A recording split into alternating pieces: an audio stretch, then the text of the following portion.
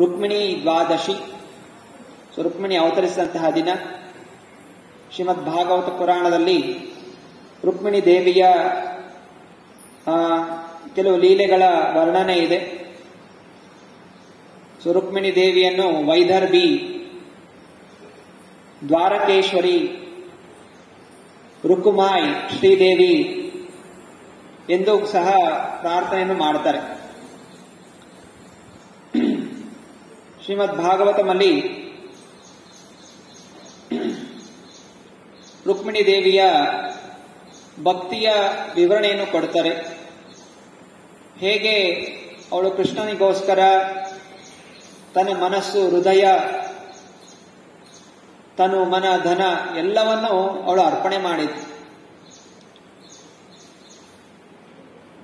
ದ್ವಾರಕ ನಗರಿ ಐಶ್ವರ್ಯದ ನಗರಿ.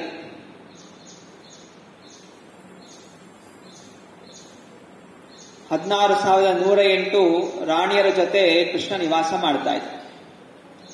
ಅನೇಕ ಜನ ಆಶ್ಚರ್ಯಚಕಿತರಾಗ್ತಾರೆ, ಅದು ಹೇಗೆ 16,108 ರಾಣಿಯರ ಜೊತೆ ನಿವಾಸ ಮಾಡ್ಲಿಕ್ಕೆ ಸಾಧ್ಯ ಅಂತ. ಬ್ರಹ್ಮ ಸಂಹಿತಾಲಿ ಬ್ರಹ್ಮ ಗೋಲೋಕ ವೃಂದಾವನದ ದರ್ಶನ ಮಾಡ್ತಾ ಹೇಳ್ತಾ ಇದ್ದಾನೆ, ಚಿಂತಾಮಣಿ ಪ್ರಕರ ಸದ್ಮ ಶುಕಲ್ಪ ವೃಕ್ಷ ಲಕ್ಷಾವೃತೇಶ ಸುರಭೀರ ವಿಪಾಲಯಂತಂ ಲಕ್ಷ್ಮೀ ಸಹಸ್ರಶತ ಸಂಭ್ರಮ ಸೇವ್ಯಮಾನಂ ಗೋವಿಂದಮಾದಿ ಪುರುಷಂ ತಮಹಂ ಭಜಾಮಿ. ಬ್ರಹ್ಮ ಹೇಳ್ತಾ ಇದ್ದಾನೆ, ಕೃಷ್ಣ ಪರಮಾತ್ಮನ ಲೋಕ ಗೋಲೋಕ ವೃಂದಾವನದಲ್ಲಿ ಕೋಟ್ಯಾಂತರ ಸುರಭಿ ಆಕಳುಗಳಿದೆ, ಹಾಗೂ ಲಕ್ಷಾಂತರ ಲಕ್ಷ್ಮೀ ದೇವಿಯರಿದ್ದಾರೆ. ನಾವು ಅಂದ್ಕೊಂಡ್ರೆ ಲಕ್ಷ್ಮೀ ದೇವಿ ಒಂದೇ ಅಂತ. ವೈಕುಂಠ ಲೇಖದಲ್ಲಿ ಕೋಟ್ಯಾಂತರ ಲಕ್ಷ್ಮೀ ದೇವಿಯರಿದ್ದಾರೆ. ಭಗವಂತನ ಕೋಟ್ಯಾಂತರ ರೂಪಗಳಿದೆ.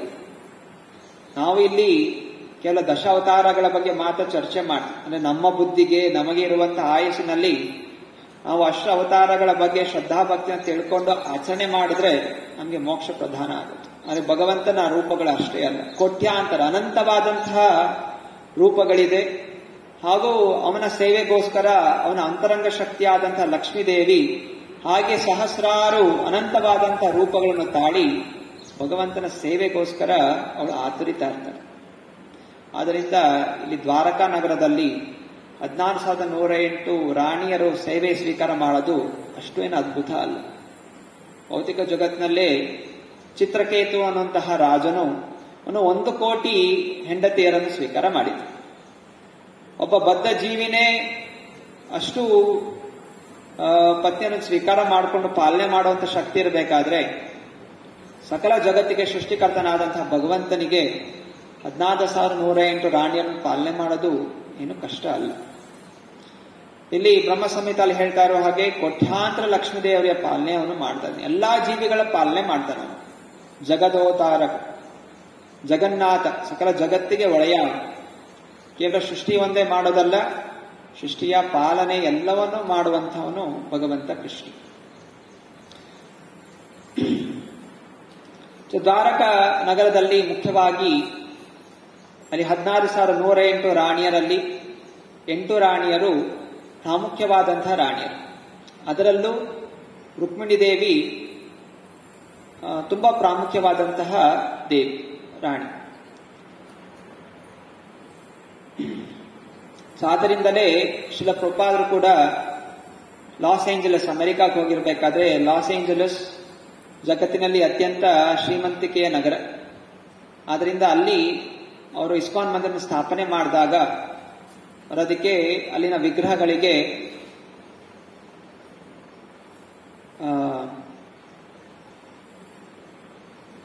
ರುಕ್ಮಿಣಿ ದ್ವಾರಕಾಧೀಶ ಅಂತ ಹೆಸರಿಟ್ಟು ಮಂದಿರ. ಎಲ್ಲ ಕಡೆ ರಾಧಾ ಶ್ಯಾಮಚಂದ್ರ, ರಾಧಾ ಕೃಷ್ಣ, ರಾಧಾ ಮಹಾದೇವ ಅಂತ ಮಂದಿರಗಳ ಹೆಸರಿದ್ರೆ ಇಲ್ಲಿ ರುಕ್ಮಿಣಿ ದ್ವಾರಕಾಧೀಶ ಮಂದಿರ ಅಂತ ಅವರು ಹೆಸರಿಟ್ಟರು. ಹಾಗೆಯೇ ಅಲ್ಲಿ ರುಕ್ಮಿಣಿ ದೇವಿಯ ಸ್ಥಾಪನೆಯನ್ನು ಮಾಡಿದ್ರು. ಹೇಳ್ತಾ ಇರುವಂತಹದ್ದು ಲಕ್ಷ್ಮೀ ದೇವಿಯ ಸ್ವರೂಪ ರುಕ್ಮಿಣಿ ದೇವಿ. ಆ ರುಕ್ಮಿಣಿ ದೇವಿ ಸದಾ ಭಗವಂತನ ಸೇವೆಯಲ್ಲಿ ತೊಡಗಿರ್ತಾರೆ. ಈ ಒಂದು ಶ್ರೀಮದ್ ಭಾಗವತದ ದಶಮ ಸ್ಕಂದದ 60ನೇ ಅಧ್ಯಾಯದಲ್ಲಿ ನಾವು ರುಕ್ಮಿಣಿ ದೇವಿಯ ಮುಖ್ಯವಾಗಿ 3 ಗುಣಗಳ ಚರ್ಚೆ ಮಾಡ್ತೀವಿ. ಒಂದು, ರುಕ್ಮಿಣಿ ದೇವಿಯಲ್ಲಿದ್ದಂತಹ ಶ್ರವಣ ಅನ್ನುವಂತಹ ಗುಣ. ಅತ್ಯಂತ ಶ್ರದ್ಧಾಭಕ್ತಿಯಿಂದ ಭಗವಂತನ ಲೀಲೆಗಳನ್ನು ಗುಣಗಳನ್ನು ಅವಳು ಶ್ರವಣ ಮಾಡಿದಳು. ಹಾಗೂ ಶ್ರವಣ ಮಾಡಿ ಆ ಒಂದು ಲೀಲೆಗಳನ್ನು ಹಾಗೂ ಪ್ರಾರ್ಥನೆಗಳನ್ನು ಅವಳು ಸಲ್ಲಿಸಿದಳು. ಕೇಳೋದು ಒಂದೇ ಅಲ್ಲ, ಎರಡನೇದಾಗಿ ಭಗವಂತನ ಗುಣಗಾನವನ್ನು ಅವಳು ಮಾಡ್ತಾ ಇದ್ದ. ಮೂರನೇದಾಗಿ ಕೇಳಿದನ್ನು ಅವಳು ಹೃತ್ಪೂರ್ವಕವಾಗಿ ಆಚರಣೆಯನ್ನು ಮಾಡ್ತಾ ಇದ್ದ. ಭಗವಂತನ ಲೀಲೆಗಳನ್ನು ಕೇಳಿ ಅವಳು ತನ್ನನ್ನೇ ಭಗವಂತನಿಗೆ ಸಮರ್ಪಣೆ ಮಾಡಿದಳು. ಇದು ಮುಖ್ಯವಾಗಿ ರುಕ್ಮಿಣಿಯ 3 ವಿಷಯಗಳನ್ನು ನಾವು ಚರ್ಚೆ ಮಾಡ್ತೀವಿ. ಒಂದು, ಶ್ರವಣ ಮಾಡುವಂತಹ ಗುಣ, ಎರಡನೇದಾಗಿ ಕೀರ್ತನೆ ಮಾಡುವಂತಹ ಗುಣ, ಹಾಗೂ ಮೂರನೇದಾಗಿ ಆತ್ಮನಿವೇದನ, ತನ್ನನ್ನು ಭಗವಂತನಿಗೆ ಸಮರ್ಪಣೆ ಮಾಡಿರುವಂತಹ ಗುಣಗಳನ್ನು ನಾವು ರುಕ್ಮಿಣಿ ದೇವಿಯಲ್ಲಿ ಕಾಣ್ತೀವಿ.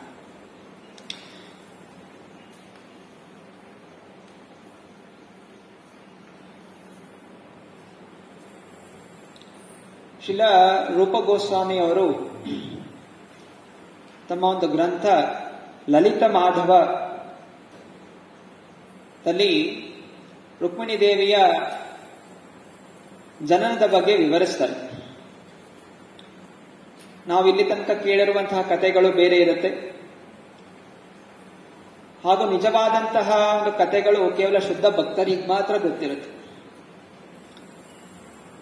500 ವರ್ಷಗಳ ಹಿಂದೆ ಚೈತನ್ಯ ಮಹಾಪ್ರಭುಗಳು ಅವತರಿಸಿರ್ಬೇಕಾದ್ರೆ ಕೃಷ್ಣ ಸ್ವಯಂ ಭಗವಂತ ಅಂತ ಸ್ಥಾಪಿಸಿದ್ರು. ಶಾಸ್ತ್ರಗಳ ಆಧಾರದಿಂದ ಸ್ವಯಂ ಭಗವಂತನೇ ಚೈತನ್ಯ ಮಹಾಪ್ರಭುಗಳು. ಅಂದ್ರೆ ಅವ್ರಿಗೆ ಮಾತ್ರ ಗೊತ್ತಿದೆ ಯಾವ ರೀತಿಯ ರಹಸ್ಯಗಳು ಹಾಗೂ ಲೀಲೆಗಳು ನಡೆಯುತ್ತೆ, ಮತ್ತೆ ಯಾವ ರೀತಿ ಇದನ್ನು ಅರ್ಥ ಮಾಡ್ಕೋಬೇಕು ಅನ್ನುವಂಥ ಜ್ಞಾನವನ್ನು ಅವ್ರನ್ನೆಲ್ಲರಿಗೂ ಪ್ರಚಾರ ಮಾಡಿದ್ರು. ಸೊ ಅಲ್ಲಿ ವಿವರಿಸ್ತಾರೆ. ಸೊ ರುಕ್ಮಿಣಿ ದೇವಿ ಅವಳು ಮೂಲ ರೂಪದಲ್ಲಿ ಗೋಲೋಕ ವೃಂದಾವನದಲ್ಲಿ ಚಂದ್ರಾವಳಿ, ಹಾಗೂ ಸತ್ಯಭಾಮ ಶ್ರೀಮತಿ ರಾಧಾರಾಣಿ. ಸೊ ಮೂಲ ರೂಪದಲ್ಲಿ ಕೃಷ್ಣನ ಜೊತೆ ರಾಧಾರಾಣಿ ಹಾಗೂ ಅಷ್ಟ ಸಖಿಯರಿದ್ದಾರೆ. ಅವರೇ ದ್ವಾರಕದಲ್ಲಿ ರಾಣಿಯರಾಗಿ ವಿಸ್ತರಣೆಗೊಳ್ಳುತ್ತಾರೆ. ಇಲ್ಲಿ ಒಂದು ರೀತಿಯ ಐಶ್ವರ್ಯ ಭಾವ ದ್ವಾರಕದಲ್ಲಿ, ಆದರೆ ಗೋಲೋಕ ವೃಂದಾವನದಲ್ಲಿ ಸಂಪೂರ್ಣವಾಗಿ ಮಾಧುರ್ಯ ಭಾವದ ಲೀಲೆಗಳನ್ನು ನಾವು ನೋಡ್ತೀವಿ.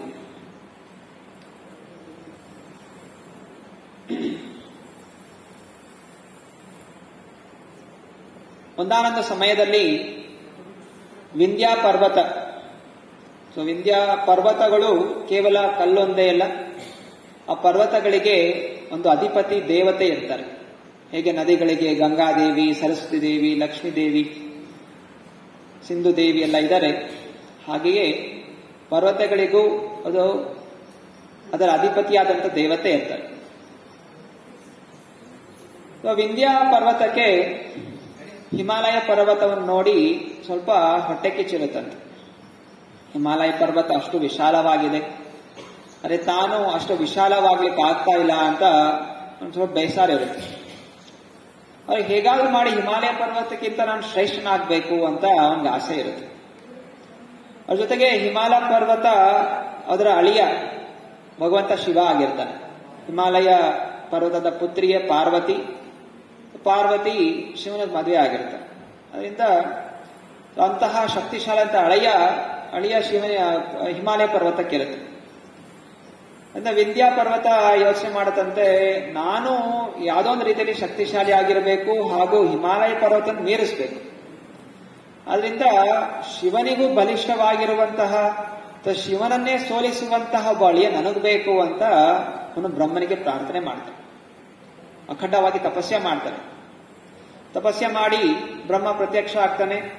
ಸೊ ಬ್ರಹ್ಮನ್ ಕೇಳ್ಕೊತಾನೆ, ನನಗೆ ಒಂದು ಅದ್ಭುತವಾದಂತಹ ಮಗಳು ಬೇಕು ಹಾಗೂ ಅವನು ಮದುವೆ ಆಗುವಂತಹವನು ಶಿವನನ್ನೇ ಸೋಲಿಸಬೇಕು.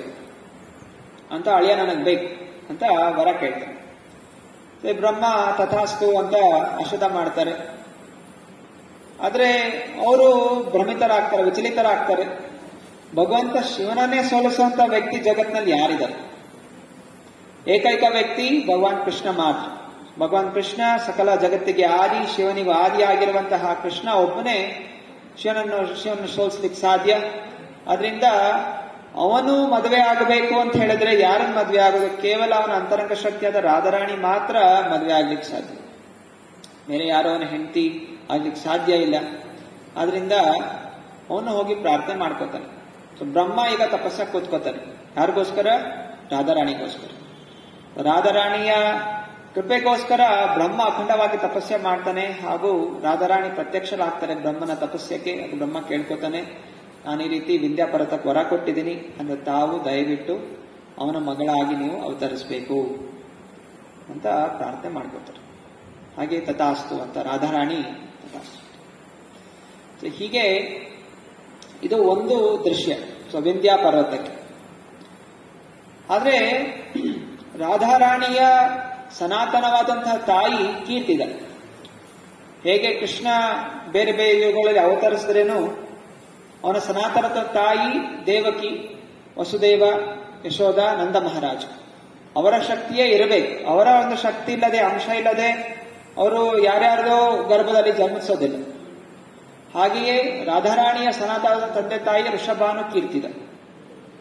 ಸೊ ಹೇಗೆ ಇದೆಲ್ಲ ಸೇರಬೇಕು, ಇದೆಲ್ಲ ಪೂರ್ಣ ಆಗಬೇಕು. ಸೊ ಈ ಕಡೆ ವಿಂಧ್ಯಾಪರ್ವತಕ್ಕೆ ವರ ಕೊಟ್ಟಾಯ್ತು. ಮತ್ತೆ ಇನ್ನೊಂದು ಕಡೆ ವೃಂದಾವನದಲ್ಲಿ ಕಡೆ ಋಷಭಾನು ಅವರು ಅಖಂಡವಾಗಿ ತಪಸ್ಸೆ ಮಾಡಿ ಅವರು ಅವತರಿಸಿರ್ತಾರೆ. ಇಲ್ಲಿ ಕೃಷ್ಣ ಲೀಲೆ ದ್ವಾಪರಯುಗದಲ್ಲಿ ನಡಲಿಕ್ಕೋಸ್ಕರ. ಇಲ್ಲೇನಾಗುತ್ತೆ, ಹೇಗೆ ಬಲರಾಮನನ್ನು ದೇವಕಿಯ ಗರ್ಭದಿಂದ ರೋಹಿಣಿಯ ಗರ್ಭಕ್ಕೆ ವರ್ಗಾವಣೆಗೊಳ್ಳಿತು. ದೇವಕಿ ಜೈಲಲ್ಲಿ ಇರಬೇಕಾದ್ರೆ 7ನೇ ಮಗು ಇರುತ್ತೆ, ಆದರೆ ಅದು ಜನ್ಮ ಆಗೋದಿಲ್ಲ.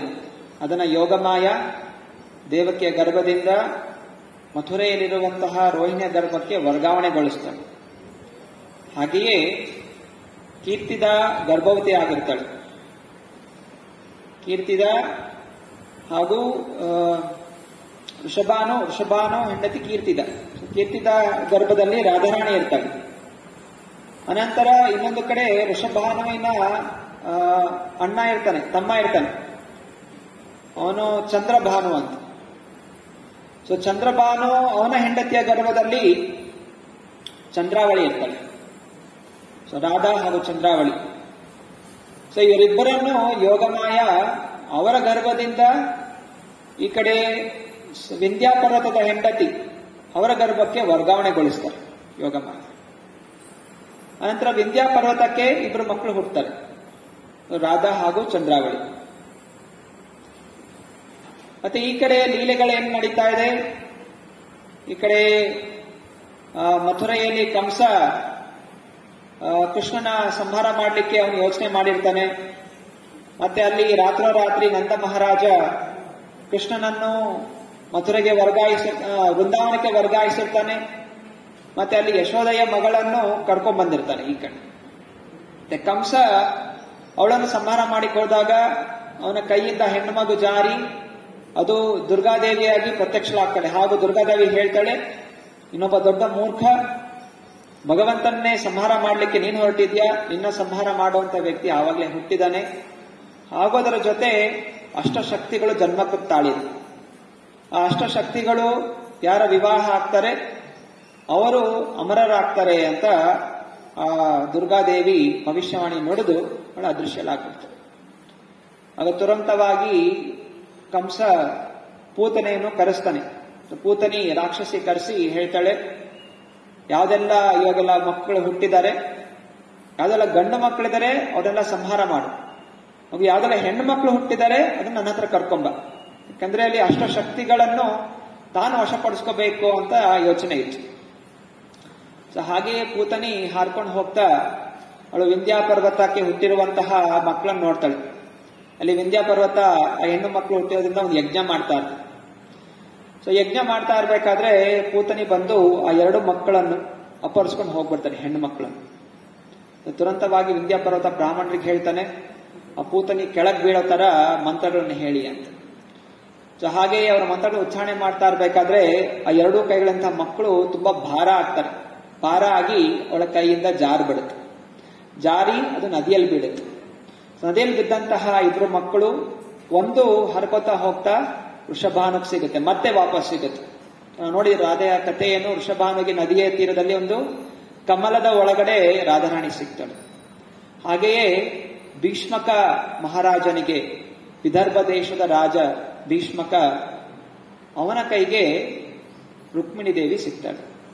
ಸೊ ಚಂದ್ರಾವಳಿ ಇಲ್ಲಿ ರುಕ್ಮಿಣಿಯಾಗಿ ಭೀಷ್ಮಕ ರಾಜನಿಗೆ ಸಿಗುತ್ತೆ. ಹೀಗೆ ರೋಮಾಂಚನವಾದಂತಹ ಅದ್ಭುತವಾದಂತಹ ಕಥೆಗಳು ಇಲ್ಲಿ ಅಡಗಿದೆ.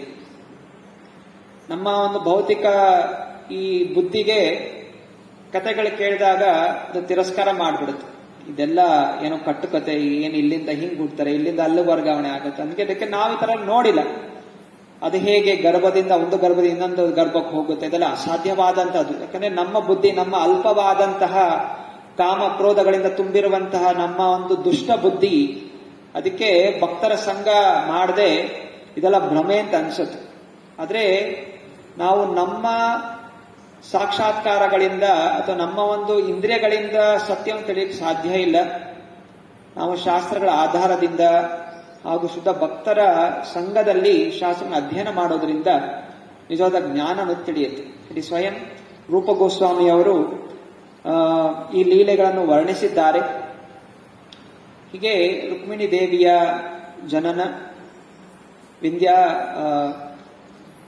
ಋಷಭಾವನುವಿನ ಹೆಂಡತಿಯ ಗರ್ಭದಲ್ಲಿ ಆಗಿ, ಅಲ್ಲಿಂದ ವಿಂಧ್ಯ ಪರ್ವತಕ್ಕೆ ವರ್ಗಾವಣೆಗೊಂಡು, ಅಲ್ಲಿಂದ ಅಪಹರಣ ಆಗಿ ನದಿಯಲ್ಲಿ ಬಿದ್ದು, ನಂತರ ಭೀಷ್ಮಕ ಮಹಾರಾಜನ ಮನೆಗೆ, ಅರಮನೆಗೆ ಅವಳು ತಲುಪ್ತದೆ.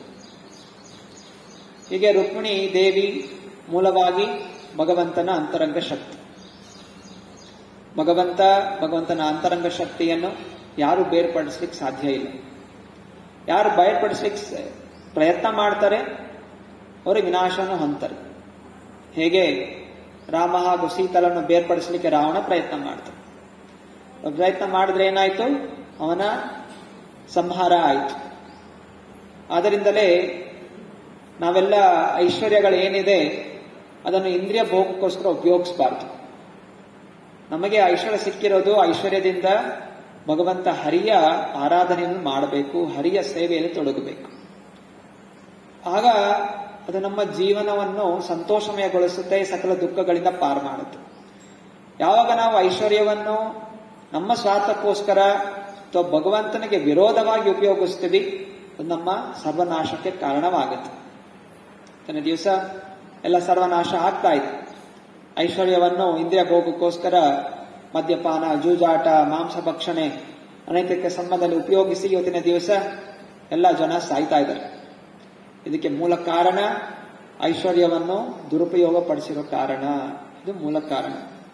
ಇವಾಗಲಾದ್ರೂ ಜನ ಎಚ್ಚರಗೊಳ್ಳಬೇಕು ಹಾಗೂ ತಮ್ಮ ಐಶ್ವರ್ಯ ಹಾಗೂ ಜೀವನವನ್ನು ಭಗವಂತನಿಗೆ ಸಮರ್ಪಣೆ ಮಾಡಬೇಕು. ಯಾವಾಗ ಸಮರ್ಪಣೆ ಮಾಡ್ತೀವಿ ನಾವು ಜೀವನದಲ್ಲಿ ಗೆಲ್ತೀವಿ, ಜೀವನದ ಪರಿಪೂರ್ಣತೆಯನ್ನು ಪಡಿತೀವಿ ಹಾಗೂ ಸನಾತನವಾದಂತಹ ಸುಖ ಹಾಗೂ ಶಾಂತಿ ಹಾಗೂ ನೆಮ್ಮದಿಯನ್ನು ನಾವು ಅನುಭವಿಸ್ತೀವಿ.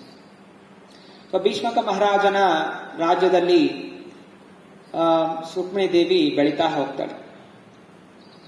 ಹಾಗೂ ಭೀಷ್ಮಕ ಮಹಾರಾಜ ಮಹಾನ್ ವೈಷ್ಣವ, ಮಹಾನ್ ಭಕ್ತ, ಯಾವಾಗ ಸಾಧು ಸಂತರನ್ನು ಕರೆ ಮಾಡ್ತಾ ಇದ್ದ ಹಾಗೂ ಎಲ್ಲಾ ಪ್ರಜೆಗಳನ್ನು ಅವನು ಭಕ್ತಿಯ ಮಾರ್ಗದಲ್ಲಿ ನಡೆಸ್ತಾ ಇದ್ದ.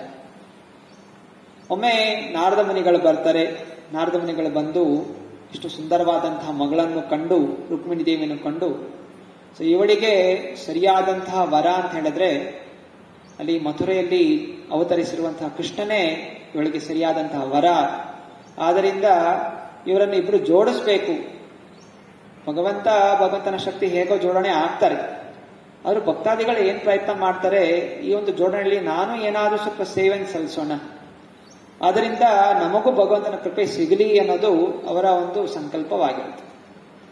ಸೊ ಭಗವಂತ ಏನ್ ಮಾಡಬೇಕು ಅಂತ ಅದು ಹಾಗೇ ಆಗತ್ತೆ. ಹೇಗೆ ಮಹಾಭಾರತ ಯುದ್ಧದಲ್ಲಿ ಕೃಷ್ಣ ಹೇಳ್ತಾನೆ ಅರ್ಜುನನಿಗೆ, ಈ ಯುದ್ಧದಲ್ಲಿ ಎಲ್ಲಾ ಕೌರವನ ಸಂಹಾರ ಮಾಡಬೇಕು ಅಂತ ನಾನು ಸಂಕಲ್ಪ ಮಾಡ್ಕೊಂಡ್ಬಿಟ್ಟಿದ್ದೀನಿ. ನಿಮಿತ್ತ ಮಾತ್ರ ಹಿ ಸವ್ಯಸಾಚಿ, ನೀನು ಕೇವಲ ನಿಮಿತ್ತ ಮಾತ್ರನಾಗು, ನೀನು ಯೋಚನೆ ಮಾಡಬೇಡ ಏನಾಗುತ್ತೆ ಹಿಂದೆ ಅಂತೆಲ್ಲ ಯೋಚನೆ ಮಾಡಬೇಡ. ನನ್ನ ಇಚ್ಛೆ ಇದೆ ಅವ್ರನ್ನ ಸಂಹಾರ ಮಾಡಬೇಕು ಅಂತ, ಇನ್ನ ಮುಖಾಂತರ ಮಾಡಬೇಕು ಅಂತಿದ್ದೀನಿ, ಅದರಿಂದ ಯುದ್ಧವನ್ನು ಮಾಡು ಅಂತ ಹೇಳ್ತಾರೆ. ಹಾಗೆ ನಮಗೆ ಈ ಯುಗದಲ್ಲಿ ಚೈತನ್ಯ ಮಹಾಪ್ರಭುಗಳ ಸಂಕಲ್ಪ ಇದೆ, ಈ ಹರಿಯ ನಾಮಸ್ಮರಣೆ ವಿಶ್ವಾದ್ಯಂತ ನಗರಗಳಲ್ಲಿ ಹಳ್ಳಿಗಳಲ್ಲಿ ಎಲ್ಲ ಕಡೆ ಹರಡಬೇಕು, ಹಾಗೂ ಎಲ್ಲರೂ ಭಕ್ತರಾಗಬೇಕು, ಅದು ಅವರ ಸಂಕಲ್ಪ ಇದೆ. ನಾವೇನು ಪ್ರಾರ್ಥನೆ ಮಾಡ್ಕೋತಾ ಇದ್ದೀವಿ, ಹೇ ಭಗವಂತ ಚೈತನ್ಯ ಮಹಾಪ್ರಭು, ನಮ್ಮನ್ನು ಈ ಒಂದು ಪ್ರಚಾರ ಕಾರ್ಯದಲ್ಲಿ ನಮ್ಮನ್ನು ತೊಡಗಿಸ್ಕೊ. ನಮ್ಮ ಐಶ್ವರ್ಯ ಏನಿದೆ, ನಮ್ಮ ಬುದ್ಧಿಶಕ್ತಿ ಏನಿದೆ, ದೇಹ ಇದೆ, ಇದನ್ನು ಭಗವಂತನ ಚಿಂತನೆಯಲ್ಲಿ, ಭಗವಂತನ ಸೇವೆಯಲ್ಲಿ ಹಾಗೂ ಪ್ರಚಾರದಲ್ಲಿ ತೊಡಗಿಸಲಿಕ್ಕೆ ನಮಗೂ ಅವಕಾಶ ಕೊಡು ಅಂತ ನಾವು ಪ್ರಾರ್ಥನೆ ಮಾಡ್ಕೋತೀವಿ.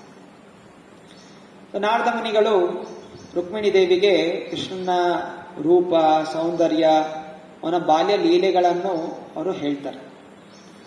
ರುಕ್ಮಿಣಿ ದೇವಿ ಕೇವಲ ನಾರದ ಮುನಿಗಳು ಹೇಳಿರುವಂತಹ ಒಂದು ಲೀಲೆಗಳನ್ನು ಕೇಳಿ ಕೇಳಿ ಅವಳು ತನ್ನನ್ನು ಕೃಷ್ಣನಿಗೆ ಸಮರ್ಪಣೆ ಮಾಡಿಬಿಡ್ತಾಳೆ. ಅವಳು ಆ ಸಣ್ಣ ವಯಸ್ಸಿನಲ್ಲಿ ಅವಳು ಸಂಕಲ್ಪ ಮಾಡ್ಕೊಂಡ್ಬಿಡ್ತಾಳೆ, ನಾನು ಕೃಷ್ಣನಿಗೆ ಸಮರ್ಪಣೆ ಅಂತ. ಅವಳು ಕೇವಲ ಶ್ರವಣ ಮಾಡೋದ್ರಿಂದ ಸಮರ್ಪಣೆ ಮಾಡ್ಕೊತಾಳೆ. ಇದು ಶ್ರದ್ಧಾ ಭಕ್ತಿಯ ಶ್ರವಣ. ಇದು ರುಕ್ಮಿಣಿ ದೇವಿಯ ಮೊದಲ ಗುಣ ನಾವಿಲ್ಲಿ ಕಂಡು ನೋಡ್ತೀವಿ. ಯಾವುದು ನಾವು ಕಲ್ತ್ಕೋಬೇಕಾಗಿರುವಂಥದ್ದು. ಕೇವಲ ಕಥೆಗಳನ್ನು ಕೇಳಿಕೊಂಡು ಏನಾಯ್ತು ಅಂತ ಕೇಳೋದಕ್ಕಿಂತ ಆ ಗುಣದಲ್ಲಿ, ಆ ಲೀಲೆಗಳಲ್ಲಿ ನಾವು ಏನು ಕಲಿಬೇಕಾಗಿದೆ, ಅವ್ರು ಯಾಕೋಸ್ಕರ ಅವತರಿಸಿದ್ರು, ಅದು ಅವತಾರದಿಂದ ನಮ್ಮಲ್ಲಿ ಯಾವ ಗುಣಗಳನ್ನು ನಾವು ಬೆಳೆಸ್ಕೋಬೇಕು ಅನ್ನೋದು ನಾವು ತಿಳ್ಕೋಬೇಕು. ಸೊ ನಾವು ಪ್ರವಚನಗಳನ್ನು ಕೇಳ್ತೀವಿ, ಏನಕ್ಕೋಸ್ಕರ ಕೇಳ್ತೀವಿ? ಮಾಡಕ್ಕೇನು ಕೆಲಸ ಇರೋದಿಲ್ಲ, ಕೂತ್ಕೊಂಡು ಕೇಳ್ತೀವಿ. ಏನೋ ಸ್ವಲ್ಪ ಟೈಮ್ ಪಾಸ್ ಆಗಬೇಕಾಗಿದೆ, ಕೆಲವು ಆ ರೀತಿನೂ ಕೇಳ್ತಾರೆ. ನಿಜವಾಗಿ ಕೇಳೋ ಉದ್ದೇಶ ಏನು? ಆ ಪ್ರವಚನವನ್ನು ಕೇಳಿ ನನ್ನ ಹೃದಯದಲ್ಲಿ ಕೃಷ್ಣ ಭಕ್ತಿ ಅದ್ಭುತವಾಗಿ ಮೂಡಬೇಕು, ಕೃಷ್ಣನ ಪ್ರೀತಿ ಅನ್ನೋದು ಹೆಚ್ಚಬೇಕು. ಆದ್ರಿಂದ ಭಗವಂತನ ಭಕ್ತರ ಲೀಲೆಗಳನ್ನು ಕೇಳಬೇಕು, ಅದನ್ನ ಜೀವನ ಅಳವಡಿಸ್ಕೋಬೇಕು ಅನ್ನೋ ಉದ್ದೇಶದಿಂದ ನಾವು ಕೇಳಬೇಕು. ಇದು ರುಕ್ಮಿಣಿ ದೇವಿಯ ಗುಣ. ಹೀಗೆ ಅವಳು ತನ್ನನ್ನು ಸಮರ್ಪಣೆ ಮಾಡ್ತಾಳೆ. ಕಾಲಕ್ರಮೇಣ ಮುಂದೆ ಹೋಗ್ತಾ ಹೋಗ್ತಾ ಅವಳಿಗೆ ಯಾವಾಗ ಮದುವೆ ಆಗುವಂತ ವಯಸ್ಸು ಬರುತ್ತೆ, ಅವರ ತಂದೆ ಭೀಷ್ಮಕ ಮಹಾರಾಜ ಯೋಚನೆ ಮಾಡ್ತಾನೆ, ತನ್ನ ಮಗಳಿಗೆ ಒಳ್ಳೆ ವರ ಅಂತ ಹೇಳಿದ್ರೆ ಕೃಷ್ಣನ ಬಗ್ಗೆ ನಾನು ತುಂಬಾ ಕೇಳಿದ್ದೀನಿ, ಅವನಿಗೋಸ್ಕರ ಮದುವೆ ಮಾಡಿ ಕೊಡಬೇಕು ಅಂತ ಭೀಷ್ಮಕ ಮಹಾರಾಜ ಯೋಚನೆ ಮಾಡ್ತಾನೆ. ಆದ್ರೆ ರುಕ್ಮಿಣಿ ದೇವಿಗೆ ಇನ್ನೊಂದು 5 ಜನ ಅಣ್ಣಂದ್ರೆ ಇರ್ತಾರೆ, 4 ಜನ ಅಣ್ಣಂದ್ರೆ ಇರ್ತಾರೆ. ಅದರಲ್ಲಿ ಹಿರಿಯ ಅಣ್ಣ ರುಕ್ಮಿ. ಆ ರುಕ್ಮಿ ಅವನು ದುಷ್ಟ ಬುದ್ಧಿ, ಅವನಿಗೆ ಕೃಷ್ಣನ್ ಕಂಡ್ರೆ ಆಗೋದಿಲ್ಲ. ಅವನೇನು ಯೋಚನೆ ಮಾಡ್ತಾನೆ, ನನ್ನ ತಂಗಿಯನ್ನು ಶಿಶುಪಾಲನು ಕೊಡಬೇಕು. ಶಿಶುಪಾಲ ಅವನೊಬ್ಬ ದುಷ್ಟ ಬುದ್ಧಿ ಇರುವಂತ, ಅವನು ಕೃಷ್ಣನ್ ಕಂಡ್ರೆ ಆಗೋದಿಲ್ಲ. ಕೃಷ್ಣನ್ ಯಾವಾಗಲೂ ಬೈತಾ ಇರ್ತಾನೆ, ಕೃಷ್ಣನ್ ಕಂಡ್ರೆ ಅಸೂಯೆ ಭಾವನೆ ಅವನು. ಸೊ ಅವನು ಕೊಡಬೇಕು ಅಂತ ಅವನ ಇಚ್ಛೆ. ರುಕ್ಮಿಣಿ ದೇವಿಗೆ ಏನು ಇಚ್ಛೆ? ನಾನು ಕೃಷ್ಣನಿಗೆ ಸಮರ್ಪಣೆ ಆಗಬೇಕು. ಸೊ ಆಚಾರ್ಯರು ಹೇಳ್ತಾರೆ, ಇದೊಂದು ಜೀವಿಯ ಸ್ಥಿತಿ. ಸೊ ರುಕ್ಮಿಣಿ ದೇವಿ ಜೀವಿಗಳನ್ನು ಪ್ರತಿಬಿಂಬಿಸುತ್ತೆ. ಎಲ್ಲಾ ಜೀವಿಗಳ ಉದ್ದೇಶ ಏನು? ಜೀವಾತ್ಮಕ್ಕೆ ಏನ್ ಬೇಕಾಗಿದೆ? ಕೃಷ್ಣನ ಭಕ್ತನಾಗಬೇಕು ಅಂತ ಆಸೆ. ಮತ್ತೆ ಜೀವಿಯಲ್ಲಿ ಬುದ್ಧಿ ಏನಿದೆ, ಆ ಬುದ್ಧಿನೂ ಹೇಳುತ್ತೆ, ಹೌದು ನೀ ಕೃಷ್ಣ ಭಕ್ತಿ ಕಡೆ ಹೋಗು, ಭಕ್ತರ ಸಂಘದಲ್ಲಿರು, ಸೇವೆ ಮಾಡು, ದಿನ ಅಹಂಕಾರ ಎಲ್ಲ ಬಿಡು ಅಂತ ಬುದ್ಧಿ ಹೇಳುತ್ತೆ. ಆದರೆ ಕೆಲವೊಮ್ಮೆ ಏನಿರುತ್ತೆ, ಈ ಮನಸ್ಸು ಮತ್ತು ಇಂದ್ರಿಯಗಳು ನಮ್ಮನ್ನು ಬೇಡ ಆ ಕಡೆ ಕೃಷ್ಣ ಬೇಡ, ನಾವೇ ಸಂತೋಷ ಪಡೋಣ, ಕೃಷ್ಣ ಇಲ್ಲದೆ ನಾವೇ ಸಂತೋಷ ಪಡೋಣ ಅಂತ ಚಿಂತನೆ ಮಾಡುತ್ತೆ. ಅದೇ ಈ ರುಕ್ಮಿ ಮನಸ್ಸು. ಹಾಗೂ ಅವನ ಅಣ್ಣಂದಿರು, ಇನ್ಮಿಕ್ಕೆ ತಮ್ಮಂದಿರ ಇಲ್ಲ ಇಂದ್ರಿಯಗಳು. ಸೊ ಈ ಇಂದ್ರಿಯಗಳು ಹಾಗೂ ಮನಸ್ಸು ಸೇರಿ ಏನ್ ಮಾಡುತ್ತೆ? ಜೀವಾತ್ಮವನ್ನು ಕೃಷ್ಣನಿಂದ ದೂರ್ಪಡಿಸಲಿಕ್ಕೆ ಪ್ರಯತ್ನ ಮಾಡುತ್ತೆ. ಹಾಗೂ ಈ ಶಿಶುಪಾಲ ಅಸೂಯೆ ಭಾವನೆಯನ್ನು ಸೂಚಿಸುತ್ತೆ. ಕೃಷ್ಣ ಭಕ್ತಿ ಮಾಡಬೇಕು ಅಂತ ಬುದ್ಧಿ ಹೇಳುತ್ತೆ, ಜೀವಾತ್ಮಕ್ಕೂ ಹೋಗಬೇಕು ಅಂತಿದೆ. ಆದರೆ ಮನಸ್ಸು ಇಂದ್ರಿಯಗಳು ಕೃಷ್ಣನ ಬಿಟ್ಟು ಅನೈತಿಕ ಸಂಘಗಳಲ್ಲಿ ತೊಡಗಬೇಕು ಅಂತ ಪ್ರಯತ್ನ ಮಾಡುತ್ತೆ. ಆದರೆ ಯಾವಾಗ ಜೀವಾತ್ಮ ಶ್ರದ್ಧಾಭಕ್ತಿಯಿಂದ ಭಕ್ತರ ಮುಖಾರವಿಂದದಿಂದ ಕೃಷ್ಣನ ಶ್ರವಣವನ್ನು ಮಾಡುತ್ತೆ, ಆಗ ಕೃಷ್ಣ ಆ ಜೀವಾತ್ಮವನ್ನು ರಕ್ಷಣೆ ಮಾಡುತ್ತೆ. ರುಕ್ಮಿಣಿ ದೇವಿ ಶ್ರದ್ಧಾಭಕ್ತಿಯಿಂದ ಕೇಳಿ ತನ್ನನ್ನು ಸಮರ್ಪಣೆ ಮಾಡಿಕೊಂಡಿದ್ದೆ. ಅಂದ್ರೆ ಯಾವಾಗ ರುಕ್ಮಿಣಿಯ ವಿವಾಹವನ್ನು ಶಿಶುಪಾಲನ ಜೊತೆ ನಿಶ್ಚಯ ಮಾಡ್ತಾರೆ, ಸೊ ರುಕ್ಮಿಣಿ ದೇವಿ ಒಂದು ಪತ್ರ ಬರೀತಾಳೆ ಕೃಷ್ಣನಿಗೋಸ್ಕರ. ಕೃಷ್ಣ ನಿನ್ನವನು, ನಿನ್ನವಳು, ಇನ್ ಬಿಟ್ರೆ ನಾನು ಬೇರೆ ಯಾರಿಗೂ ಸಿಲುಕಬಾರ್ದು, ಅಂದ್ರೆ ದಯವಿಟ್ಟು ನನ್ನನ್ನು ಈ ಮದುವೆಯಿಂದ ಅಪಹರಿಸ್ಕೊಂಡು ಹೋಗುವಂತ ಪತ್ರ ಬರೀತಾರೆ. ಸೊ ಬ್ರಾಹ್ಮಣನ ಕೊಡ್ತಾರೆ. 2 ದಿವಸ ಇದೆ, 2-3 ದಿವಸ ಇದೆ ಮದುವೆ ಆಗ್ಲಿಕ್ಕೆ. ಸೊ ಇಲ್ಲಿ ವಿದರ್ಭ, ಅದು ಮಹಾರಾಷ್ಟ್ರದಲ್ಲಿದೆ. ಸೊ ಇಲ್ಲಿಂದ ಕೃಷ್ಣ ಇದ್ದಿದ್ದು ದ್ವಾರಕೆಯಲ್ಲಿ, ಅಲ್ಲಿಗೆ ಹೋಗ್ಬೇಕು, ಕೃಷ್ಣ ಬರಬೇಕು, ರಕ್ಷಣೆ ಮಾಡಬೇಕು. ಆತಂಕ ತುಂಬಿದೆ ರುಕ್ಮಿಣಿ ದೇವಿಯ ಮನಸ್ಸಲ್ಲಿ. ಹಾಗೆ ನಮ್ಮ ಒಂದು ಜೀವನ ಆಯಸ್ಸು ಯಾವಾಗ ಹೋಗುತ್ತೆ ಗೊತ್ತಿಲ್ಲ. ಅದು ನಾವು ಭಗವಂತನ ನಾಮಸ್ಮರಣೆ, ಭಗವಂತನ ಪ್ರಚಾರ ಮಾಡಬೇಕು, ಅದು ಭಗವಂತನಿಗೆ ತೃಪ್ತಿಯಾಗಬೇಕು, ಭಗವಂತ ನಮ್ಮನ್ನು ಸಂಸಾರ ಸಾಗರದಿಂದ ರಕ್ಷಣೆ ಮಾಡಬೇಕು. ಸೊ ಈ ಆತಂಕ ನಮಗೂ ಇರಬೇಕು. ರುಕ್ಮಿಣಿ ದೇವಿ ಆತಂಕ ಇತ್ತು, ಹೇಗಾದ್ರೂ ನಾನು ಕೃಷ್ಣ ಹತ್ರ ಹೋಗ್ಬೇಕು, ಕೃಷ್ಣ ಬಿಟ್ಟು ಬೇರೆ ಯಾರ ಕೈಗೂ ಸಿಗಬಾರ್ದು. ಸೊ ಬ್ರಾಹ್ಮಣನ ಕರೆಸಿ ಬ್ರಾಹ್ಮಣ ಕೈಲಿ ಪತ್ರ ಕೊಟ್ಟು ಕಳಿಸ್ಬಿಡ್ತಾರೆ. ಆ ಬ್ರಾಹ್ಮಣನು ತುರಂತವಾಗಿ ವೇಗವಾಗಿ ತನ್ನ ರಾಣಿಗೆ ಒಳ್ಳೇದಾಗಬೇಕು ಅನ್ನೋ ಇಚ್ಛೆಯಿಂದ ಅವನು ಓಡ್ಕೊಂಡು ದ್ವಾರಕೆಗೆ ಹೋಗ್ತಾನೆ.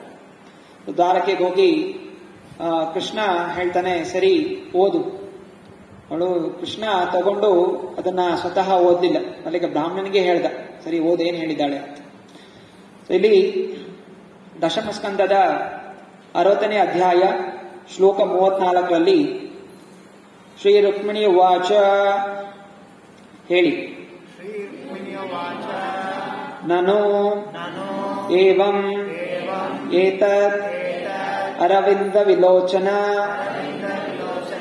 ಆಹ ಯದ್ ವೈ ಭವಾನ್ ಭಗವತಃ ಅಸದೃಶಿ ವಿಭುಮ್ನಃ ಕ್ವ ಸ್ವೇ ಮಹಾನ್ನಿ ಅಭಿರತಃ ಭಗವಾನ್ ತ್ರಿ ಅದೀಶಃ ಕ್ವಹಂ ಗುಣ ಪ್ರಕೃತಿ ಅಜ್ಞ ಗೃಹೀತ ಪಾದ.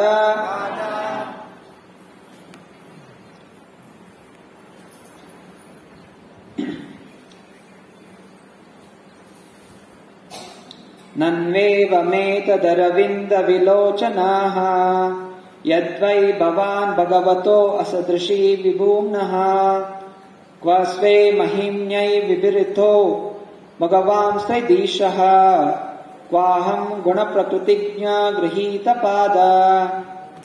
ರುಕ್ಮಿಣಿ ಹೇಳ್ತಾ ಇದ್ದಾಳೆ, ವಾಸ್ತವವಾಗಿ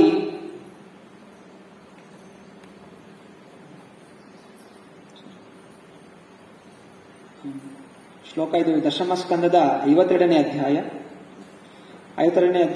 37ನೇ ಶ್ಲೋಕ.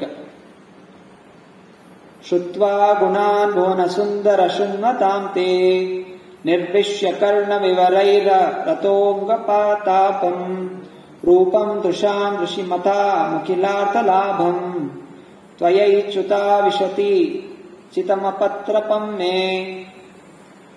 ರುಕ್ಮಿಣಿ ಹೇಳ್ತಾ ಇದ್ದಾಳೆ, ಹೇ ಲೋಕಸುಂದರನೇ, ಕೇಳುಗರ ಕಿವಿಗಳ ಮೂಲಕ ಪ್ರವೇಶಿಸಿ ಅವರ ಶಾರೀರಿಕ ಕ್ಲೇಶಗಳನ್ನು ಪರಿಹರಿಸುವ ನಿನ್ನ ಗುಣಾತಿಶಯಗಳನ್ನು ಕೇಳಿ ನೋಡುವವರ ಕಣ್ಕಾಮನೆಗಳನ್ನು ಪೂರೈಸುವ ನಿನ್ನ ಸೌಂದರ್ಯಾತಿಶಯನಗಳನ್ನು ಕೇಳಿ, ಹೇ ಕೃಷ್ಣನೇ, ನಾನು ನಿರ್ಲಜ್ಜೆಯಿಂದ ನಿನ್ನ ಮೇಲೆ ಮನಸ್ಸನ್ನು ಇಟ್ಟಿದ್ದೇನೆ. ಹೇ ಮುಕುಂದ, ಕುಲ, ಶೀಲ, ರೂಪ, ವಿದ್ಯೆ, ಯೌವನ, ಐಶ್ವರ್ಯ, ಸಾಮರ್ಥ್ಯಗಳಲ್ಲಿ ನಿನಗೆ ನೀನೇ ಸಾಟಿಯೇ ಹೊರತು ಬೇರೆ ಯಾರು ನಿನಗೆ ಸಮಾನರಿಲ್ಲ. ಹೇ ಪುರುಷ ಸಿಂಹನೇ, ನೀನು ಇಡೀ ಮಾನವ ಕುಲದ ಮನಗಳನ್ನು ಆಹ್ಲಾದಗೊಳಿಸುವೆ. ಕುಲೀನೆಯೂ ಗಂಭೀರಳು ಶ್ರೀಮಂತಳು ಆದ ಯಾವ ಕನ್ಯೆಯೂ ತಾನೇ ಕಾಲ ಕೂಡಿ ಬಂದಂಗ ನಿನ್ನನ್ನು ಪತಿಯನ್ನಾಗಿ ವರಿಸಳು. ಇದು ರುಕ್ಮಿಣಿ ದೇವಿಯ ಎರಡನೇ ಗುಣ ಇಲ್ಲಿ ಕಂಡು ಬರುತ್ತೆ. ಬಾಲ್ಯದಲ್ಲಿ ನಾರದ ಮುನಿಗಳಿಂದ ಭಗವಂತನ ರೂಪ ಲೀಲೆಗಳನ್ನು ಶ್ರವಣ ಮಾಡಿದಳು. ಈಗ ರುಕ್ಮಿಣಿ ತನ್ನದೇ ಆದ ಮಾತುಗಳಲ್ಲಿ ಅವಳು ಕೃಷ್ಣನ್ ನೋಡಿಲ್ಲ. ಕೃಷ್ಣನ್ ನೋಡಿಲ್ಲ ಅಂತ ಹೇಳಿದ್ರೇನು ಕೇಳಿರೋದನ್ನು ಹೇಳ್ತಾ ಇರಲಿ. ಹೇ ಕೃಷ್ಣ, ಯಾವ ಹೆಣ್ಣು ತಾನೇ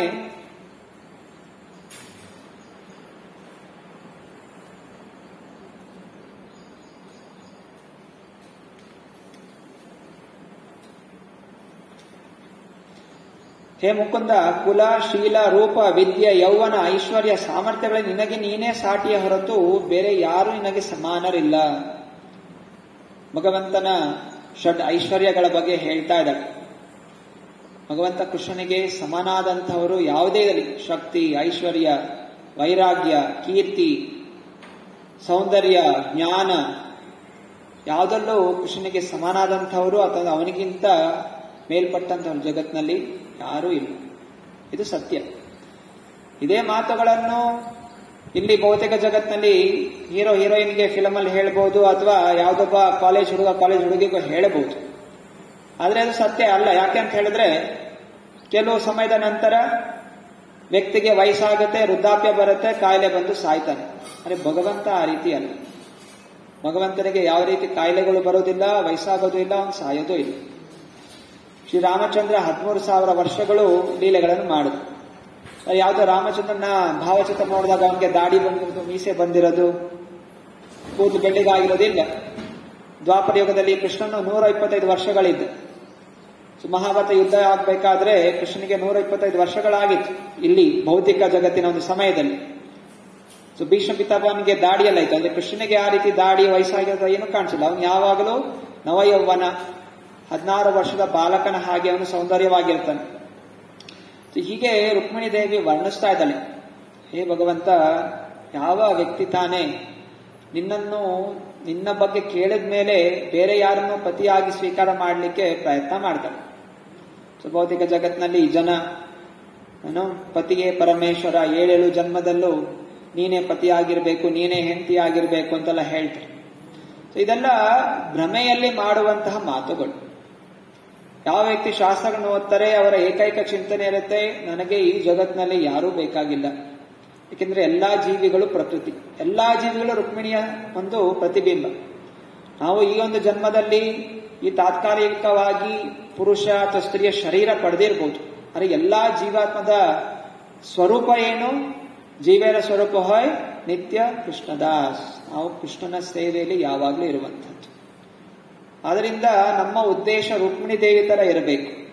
ನನ್ನ ಉದ್ದೇಶ, ನನ್ನ ಜೀವನ ಏನಕ್ಕೋಸ್ಕರ ಇವಾಗ ಇರೋದು, ಮನುಷ್ಯ ಜನ್ಮ ಇರೋದು, ನಾನು ಹೇಗಾದ್ರೂ ಮಾಡಿ ಕೃಷ್ಣನ ಭಕ್ತಿಯನ್ನು ಚೆನ್ನಾಗಿ ಮಾಡಬೇಕು, ಕೃಷ್ಣನ ನನ್ನ ಕಡೆ ಆಕರ್ಷಣೆ ಮಾಡಬೇಕು, ಕೃಷ್ಣ ನನ್ನನ್ನು ಈ ಸಂಸಾರದ ಸಾಗರದ ಪಾರ್ ಮಾಡಿ ಯಾವಾಗಲೂ ತನ್ನ ಜೊತೆ ಇಟ್ಕೋಬೇಕು. ನನಗೆ ಈ ಹೆಂಡತಿ ಬೇಡ, ಈ ಮಕ್ಕಳು ಬೇಡ, ಗಂಡ ಬೇಡ, ಪರಿವಾರ ಬೇಡ, ಸಮಾಜ ಬೇಡ, ದೇಶ ಬೇಡ, ಸ್ವರ್ಗಲೋಕದ ಐಶ್ವರ್ಯಗಳ ಬೇಡ, ಅಲ್ಲಿರುವಂತಹ ಅಪ್ಸರೆಗಳು ಬೇಡ, ಯಾರೂ ಬೇಕಾಗಿಲ್ಲ. ಬ್ರಹ್ಮನ ಹಾಗೆ ಕೋಟ್ಯಾಂತರ ಆಯಸ್ಸು ಬೇಕಾಗಿಲ್ಲ. ಮಮೈ ಜನ್ಮರಿ ಜನ್ಮನೀಶ್ವರಿ ಭವತಾಲ್ ಭಕ್ತೇರ ಅಹೇತುಕಿ ತೈ. ಚೈತನ್ಯ ಮಹಾಪ್ರಭು ಹೇಳಿರುವ ಹಾಗೆ ನಮ್ಮ ಏಕೈಕ ಉದ್ದೇಶ ನಾವು ಕೇವಲ ಕೃಷ್ಣ ಭಕ್ತಿಯಲ್ಲಿ ತೊಡಗಿರಬೇಕು. ಅದು ನಮ್ಮ ಉದ್ದೇಶ. ಹೀಗೆ ರುಕ್ಮಿಣಿ ದೇವಿ ಅನೇಕ ಶ್ಲೋಕಗಳಲ್ಲಿ ಕೃಷ್ಣ ಗುಣಗಾನ ಮಾಡ್ತಾಳೆ.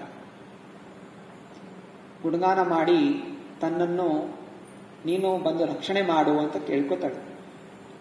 ಕೃಷ್ಣ ಪರಮಾತ್ಮ ಅವಳಿರುವಂತಹ ಆ ಭಕ್ತಿಯನ್ನು ಕೇಳಿ ಅವಳೇನ್ ಮಾಡ್ತಾನೆ, ತುರಂತವಾಗಿ ದ್ವಾರಕ್ಕಿಂದ ಹೊರಡ್ತಾನೆ. ತನ್ನ ಸಾರಥಿಯಾದಂತಹ ದ್ವಾರಕನನ್ನು ಕರೀತಾನೆ. ಆ ರಥದಲ್ಲಿ ಏರ್ಕೊಂಡು ರಾತ್ರಿ ನಾಳೆ ಮದುವೆ. ಹಾಗೂ ರುಕ್ಮಿಣಿ ದೇವಿ ಹೇಳಿರ್ತಾಳೆ ಪತ್ರದಲ್ಲಿ, ನನ್ನನ್ನು ಹಿಂಗೆ ಅಪಹರಿಸಬೇಕು ಅಂತ ಐಡಿಯಾನು ನಾನೇ ಕೊಡ್ತೀನಿ ಅಂತ. ಅವಳು ಹೇಳಿರ್ತಾಳೆ, ನಾಳೆ ವಿವಾಹ ಆಗಲಿಕ್ಕಿಂತ ಮುಂಚೆ ನಾನು ದುರ್ಗಾದೇವಿಯ ಪೂಜೆಗೆ ಹೋಗ್ತೀನಿ, ಮಂದಿರಕ್ಕೆ ಹೋಗಿ ವಾಪಸ್ ಬರೋ ಸಮಯದಲ್ಲಿ ಆ ನಡುವೆ ನನ್ನ ಅಪಹರಿಸು ಅಂತ ಅವಳು ಪತ್ರದಲ್ಲಿ ಬರೆದಿರ್ತಾಳೆ. ಸೊ ಹಾಗೆ ಕೃಷ್ಣ ಆ ಬ್ರಾಹ್ಮಣನ ಕರ್ಕೊಂಡು ಜೊತೆಯಲ್ಲಿ ರಾತ್ರೋರಾತ್ರಿ ದ್ವಾರಕದಿಂದ ಇಲ್ಲಿ ವಿದರ್ಭ ದೇಶಕ್ಕೆ ಬರ್ತಾನೆ. ರುಕ್ಮಿಣಿ ದೇವಿ ಕಾಯ್ತಾ ಇದ್ದಾಳೆ. ಬೆಳಗಾಯ್ತು, ಎಲ್ಲ ಪೂಜೆಗಳು ನಡೀತಾ ಇದೆ, ರಾತ್ರಿ ನಿದ್ರೆ ಇಲ್ಲ. ಏನಾಗತ್ತೆ ಕೃಷ್ಣನಿಗೆ ಕೃಷ್ಣ ತಲುಪಿದ್ರೇನೋ, ಪತ್ರ ಓದಿ ಕೃಷ್ಣ ಏನ್ ಅಂದ್ಕೊಂಡ, ಸ್ವೀಕಾರ ಮಾಡ್ತಾನ ಇಲ್ಲ, ನಾನು ಸ್ವೀಕಾರ ಮಾಡಲಿಲ್ಲ ಅಂತ ಹೇಳಿ ನಾನು ದೇಹ ತ್ಯಾಗ ಮಾಡ್ತೀನಿ. ಸೊ ಈ ಮಟ್ಟಿಗೆ ರುಕ್ಮಿಣಿ ಯೋಚನೆ ಮಾಡಿದ್ವಿ. ಕಾಯ್ತಾ ಇದ್ದಾಳೆ. ನೋಡ್ದಾಗೆ ಆ ಬ್ರಾಹ್ಮಣ ಬರ್ತಾನೆ. ಬ್ರಾಹ್ಮಣ ಕಂಡ ತಕ್ಷಣ ಅವನಿಗೆ ತುಂಬಾ ಸಂತೋಷ ಆಗುತ್ತೆ. ಬ್ರಾಹ್ಮಣ ಒಂದು ಹೇಳ್ತಾನೆ, ಕೇವಲ ಪತ್ರ ಒಂದೇ ತಲುಪಿಸಿಲ್ಲ, ಜೊತೆಗೆ ಕೃಷ್ಣನು ಜೊತೆಗೆ ಬಂದಿದ್ದಾನೆ, ವಿವಾಹನು ಅವನು ಆಗ್ತಾನೆ ಅಂತ ಹೇಳಿ ಸಂತೋಷದ ಸುದ್ದಿಯನ್ನು ರುಕ್ಮಿಣಿ ದೇವಿಗೆ ಕೊಡ್ತಾರೆ. ಸೊ ರುಕ್ಮಿಣಿ ದೇವಿಗೆ ಆ ಆತಂಕದಲ್ಲಿದ್ರೂ ಅವಳ ಎಡ ಕಣ್ಣು ಬಡಿತಾ ಇರ್ತದೆ. ಸೊ ಸ್ತ್ರೀಯರಿಗೆ ಎಡಭಾಗದಲ್ಲಿ ಏನೋ ಒಂದು ಬಡಿತಾ ಇದ್ರೆ, ಕಣ್ಣು ಕೈ ಬಡಿತಾದ್ರೆ ಅದು ಶುಭ ಲಕ್ಷಣ. ಗಂಡಸರಿಗೆ ಬಲಗಡೆ ಏನಾದ್ರೂ ಆ ತರ ಬಡಿತಾ ಇದ್ರೆ ಅದು ಶುಭ ಲಕ್ಷಣ. ಶಾಸ್ತ್ರಗಳಿದೆ, ಕೆಲವು ಶಾಸ್ತ್ರಗಳಲ್ಲಿ ಈ ರೀತಿ ವಿವರಿಸಿದ್ದಾರೆ. ಇವಾಗ ಆ ತರ ಆಗ್ತಾ ಇದ್ರೆ ಏನೋ ಪ್ರಾಬ್ಲಮ್ ಇರುತ್ತೆ. ಯಾಕಂದ್ರೆ ಅದು ಯಾರಿಗೆ ಬರುತ್ತೆ, ಯಾರು ಅದು ಶುದ್ಧವಾದ ಭಕ್ತಿಯಲ್ಲಿರ್ತಾರೆ ಅವರಿಗೆ ಸಂಕೇತಗಳು ಸಿಗುತ್ತೆ.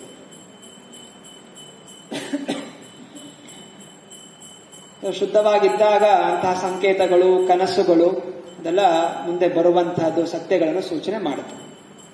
ಭಗವಂತನ ಚಿಂತನೆ ಯಾರು ಮಾಡ್ತಾ ಇರ್ತಾರೆ, ಭಗವಂತ ಅವರಿಗೆ ಬೇರೆ ಬೇರೆ ರೀತಿಯಲ್ಲಿ ಮಾರ್ಗದರ್ಶನ ಮಾಡ್ತಾ ಇರ್ತಾರೆ.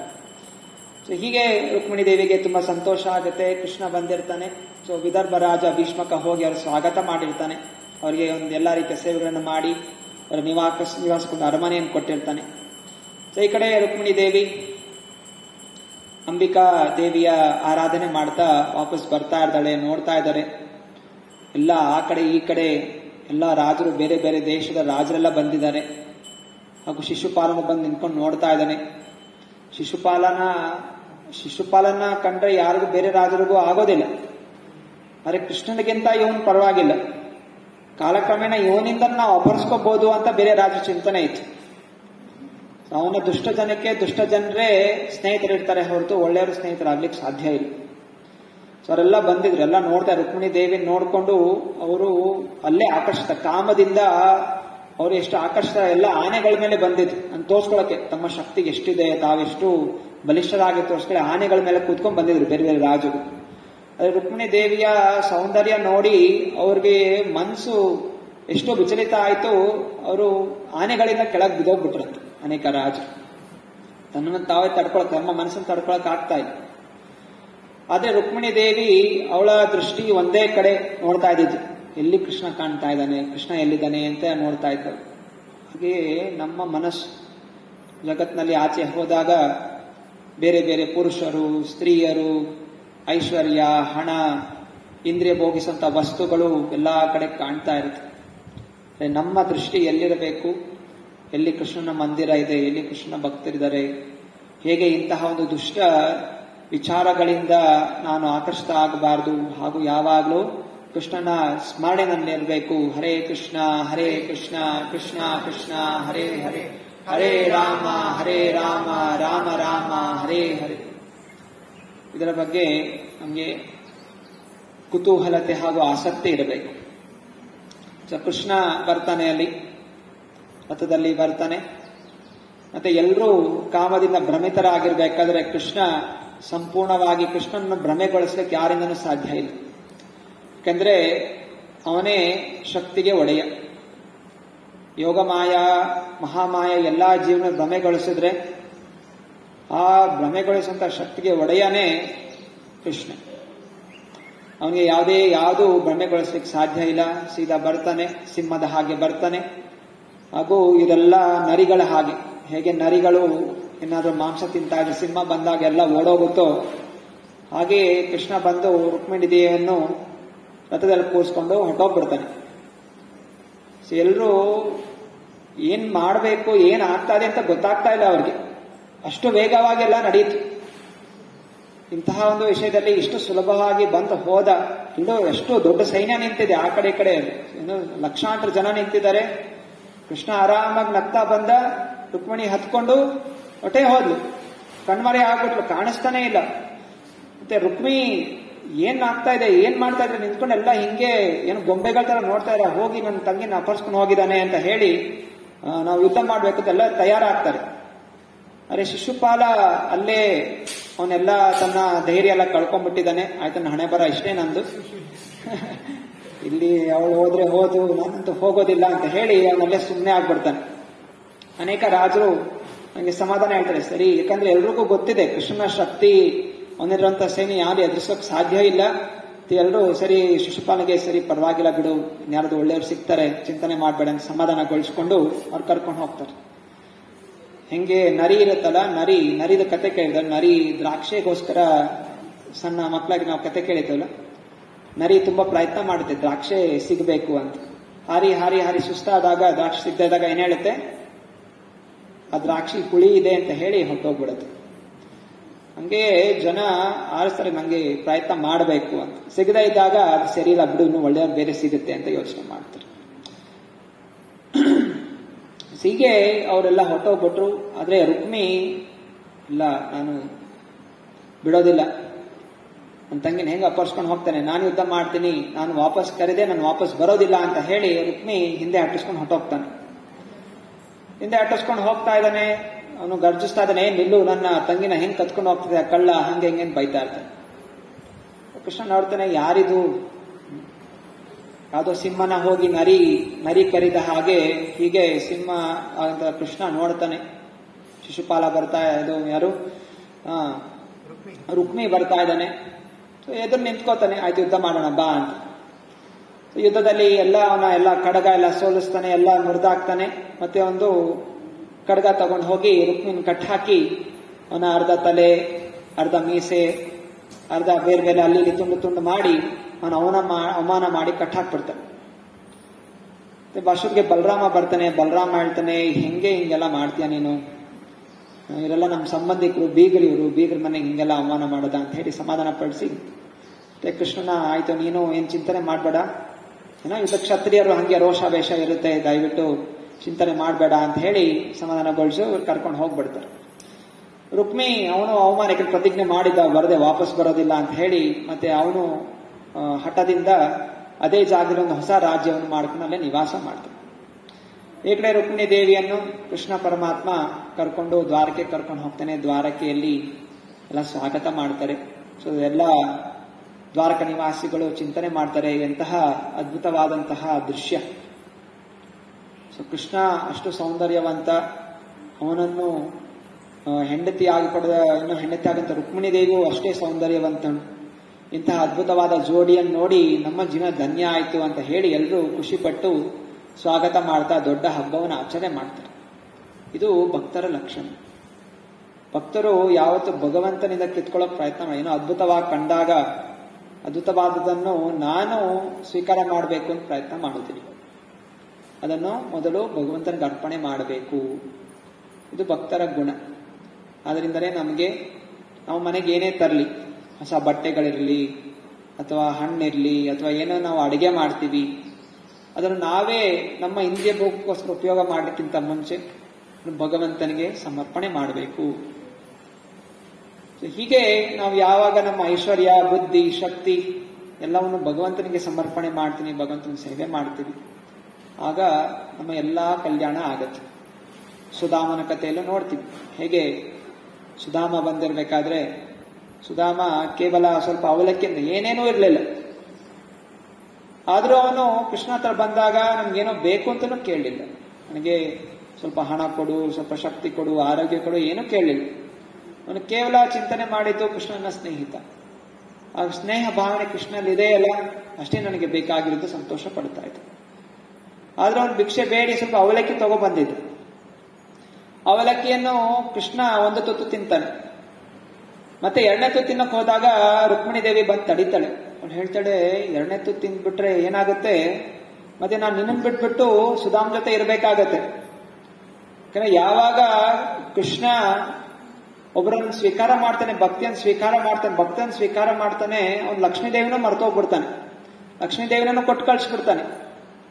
ಚೈತನ್ಯ ಲೀಲೆಯಲ್ಲೂ ಶ್ರೀವಾಸ ಪಂಡಿತರಿಗೆ ಚೈತನ್ಯ ಮಹಾಪ್ರಭು ಹೇಳ್ತಾರೆ, ಅಕಸ್ಮಾತ್ ಆಗಿ ಏನೋ ಒಂದು ಸನ್ನಿವೇಶ ಬಂದು ಲಕ್ಷ್ಮೀದೇವಿಯು ತನ್ನ ಎಲ್ಲ ಐಶ್ವರ್ಯ ಕಳ್ಕೊಂಡ್ಬಿಟ್ರು ಕೂಡ ನಿನ್ನ ಮನೆಯಲ್ಲಿ ಯಾವತ್ತೂ ಐಶ್ವರ್ಯ ಅನ್ನೋದು ಹೋಗೋದಿಲ್ಲ, ನಿನ್ನ ಮನೆ ಯಾವಾಗಲೂ ಐಶ್ವರ್ಯದಿಂದ ತುಂಬಿರುತ್ತೆ ಅಂತ ಚೈತನ್ಯ ಮಹಾಪ್ರಭು ಹೇಳ್ತಾರೆ. ಅಷ್ಟು ಸಮರ್ಪಣೆ ಇತ್ತು ಶ್ರೀವಾಸ ಪಂಡಿತರಿಗೆ.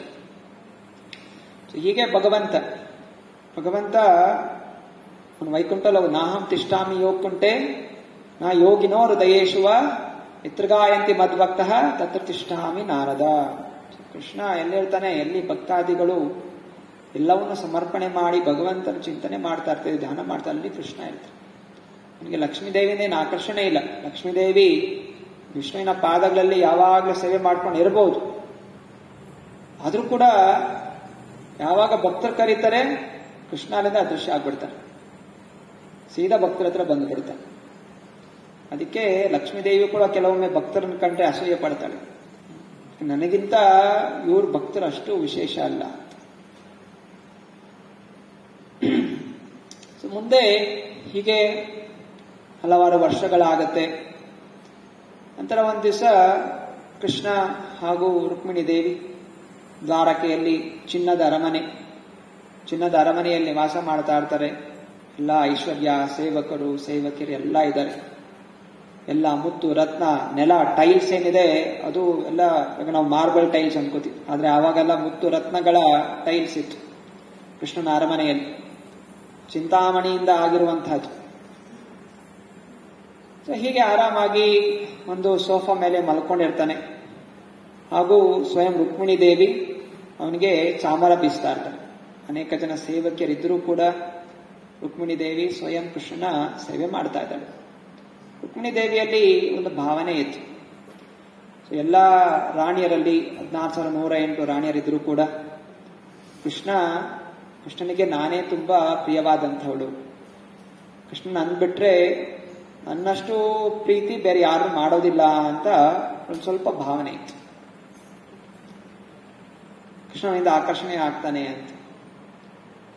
ಅರೆ ಕೃಷ್ಣ ಮಾತಾಡ್ಲಿಕ್ಕೆ ಶುರು ಮಾಡ್ತಾನೆ. ಕೃಷ್ಣ ಹೇಳ್ತಾನೆ, ರುಕ್ಮಿಣಿ ದೇವಿ ಎಷ್ಟು ವರ್ಷ ಆಯಿತು, ಅರೆ ಸ್ವಲ್ಪ ಯೋಚನೆ ಮಾಡು.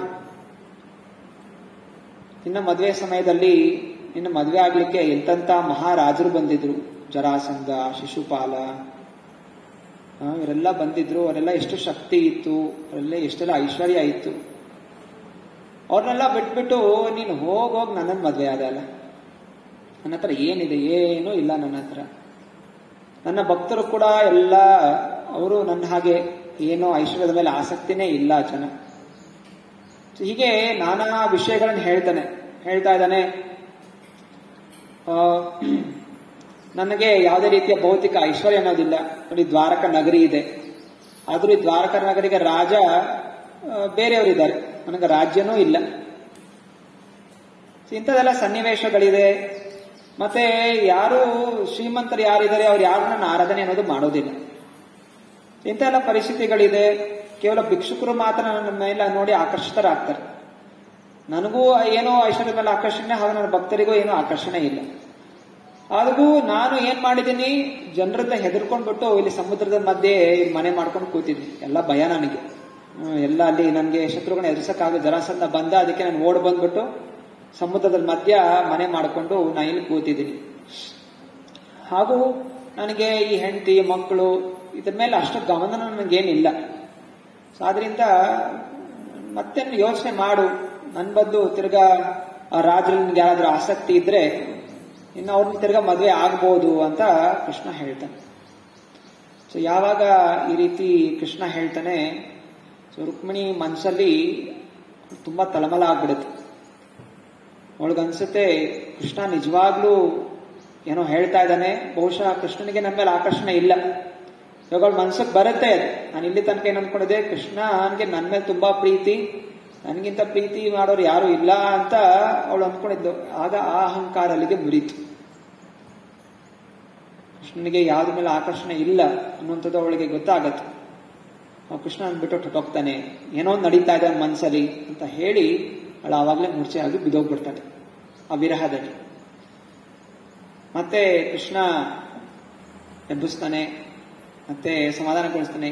ನೀನ್ ಯಾಕೆ ಮಾತನಿಷ್ಟು ಗಂಭೀರವಾಗಿ ತಗೊಂಡೆ? ಸುಮ್ಮನೆ ನಾನು ಹಾಗೆ ಚೇಷ್ಟೆ ಮಾಡೋಣ, ಗಂಡ ಹೆಂಡತಿ ಮಧ್ಯ ಈ ರೀತಿ ಸಣ್ಣ ಪುಟ್ಟ ಚೇಷ್ಟೆಗಳು ನಡೀತಾ ಇರಬೇಕು, ಹಾಸ್ಯಗಳಿರಬೇಕು ಗೃಹಸ್ಥ ಜೀವನದಲ್ಲಿ, ಆಗ ಮಾತ್ರ ಅದು ಸಂತೋಷ ಇರುತ್ತೆ.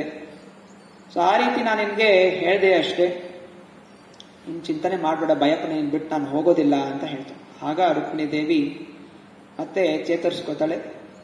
ನಂತರ ಹೇಳ್ತಾಳೆ, ಅದು ನೀನೇನೆಲ್ಲ ಮಾತು ಹೇಳಿದೆ ಅವ್ರಿಗೂ ಇನ್ನೂ ಬೇರೆ ಅರ್ಥ ಇದೆ, ನನಗೆ ಅರ್ಥ ಆಯ್ತು. ನನಗೆ ನೀನು ಏನ್ ಹೇಳಿದ್ರು ನನಗೆ ಮೊದಲು ಅರ್ಥ ಆಗ್ಲಿಲ್ಲ, ನೀನು ಹೇಳಿದ ಮಾತುಗಳು ಅರ್ಥ ಏನು ಅಂತ ನನಗೆ ಗೊತ್ತಾಯ್ತು, ಅದ್ರ ಉತ್ತರಗಳು ಹೇಳ್ತೀನಿ ಅಂತ ರುಕ್ಮಿಣಿ ದೇವಿ ಕೃಷ್ಣ ಏನೆಲ್ಲ ಹೇಳ್ದ ಅದಕ್ಕೆ ಉತ್ತರಗಳು ಕೊಡೋಕೆ ಶುರು ಮಾಡ್ತಾಳೆ.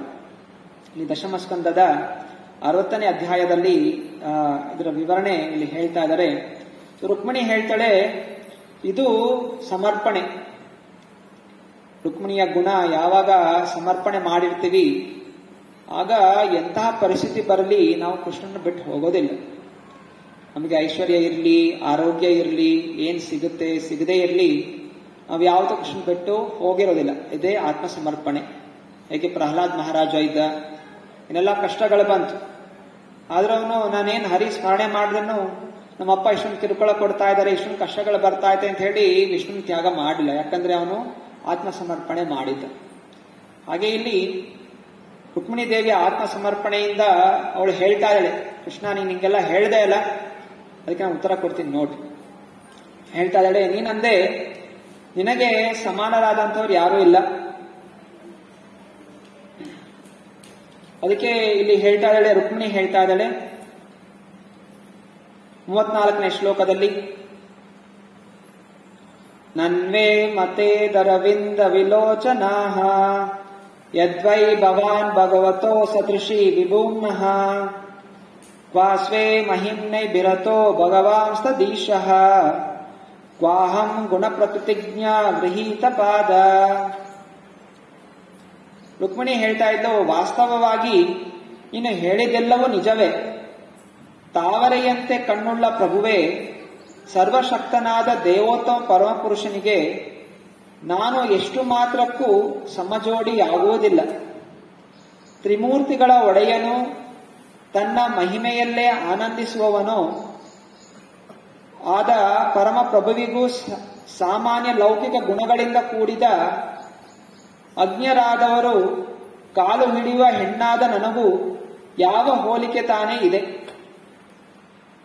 ಕೃಷ್ಣ ಹೇಳ್ತಾನೆ, ನೀನೆಲ್ಲಿ ನಾನೆಲ್ಲಿ, ನಮ್ಮಿಬ್ಬರಿಗೂ ಏನು ಸಮಾನತೆ ಇಲ್ಲ ಅಂತ ಹೇಳಿದ್ರು. ರುಕ್ಮಿಣಿ ಹೇಳ್ತಾ ಇದ್ದಾಳೆ, ಹೌದು ಸರಿ ಇದೆ.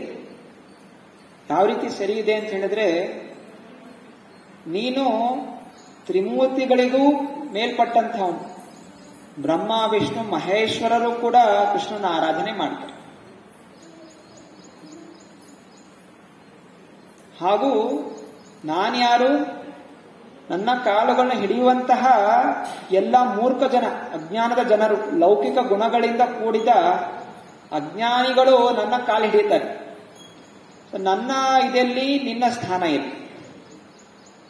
ಲಕ್ಷ್ಮೀ ರುಕ್ಮಿಣಿ ದೇವಿ ನೇರವಾಗಿ ಹೇಳ್ತಾ ಇದ್ದಾರೆ, ಯಾರು ಲಕ್ಷ್ಮಿಯ ಆರಾಧನೆ ಮಾಡ್ತಾರೆ, ನಂಗೆ ಐಶ್ವರ್ಯ ಕೊಡು, ಅದು ಕೊಡು, ಶುಕ್ರವಾರ ಪೂಜೆ ಮಾಡಿಕೊಂಡು ಇರ್ತಾರೆ, ಇವರೆಲ್ಲ ಮೂರ್ಖರು, ಅಜ್ಞಾನಿಗಳು.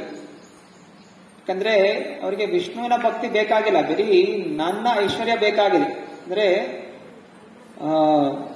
ತನ್ನ ಇಂದ್ರಿಯ ಭೋಗಕ್ಕೋಸ್ಕರ ಸ್ವಾರ್ಥಿಗಳಿದ್ದಾರೆ ಹೊರತು ಶುದ್ಧವಾದಂತಹ ಜನ, ಬ್ರಹ್ಮ ವಿಷ್ಣು ಮಹೇಶ್ವರ ಯಾರನ್ನ ಆರಾಧನೆ ಮಾಡ್ತಾರೆ? ಇವರು ಕೃಷ್ಣನ ಆರಾಧನೆ ಮಾಡ್ತಾರೆ. ಆದ್ರಿಂದ ನಿನಗೆ ನಾನು ಸಮಾನ ಆಗ್ಲಿಕ್ಕೆ ಸಾಧ್ಯ ಇಲ್ಲ, ನೀನು ನನಗಿಂತ ಎಷ್ಟೋ ಪಟ್ಟು ಮೇಲ್ಪಟ್ಟಂತವು. ಸೊ ಹೀಗೆ ಉತ್ತರ ಕೊಡ್ತಾ ಇದ್ದಾಳೆ.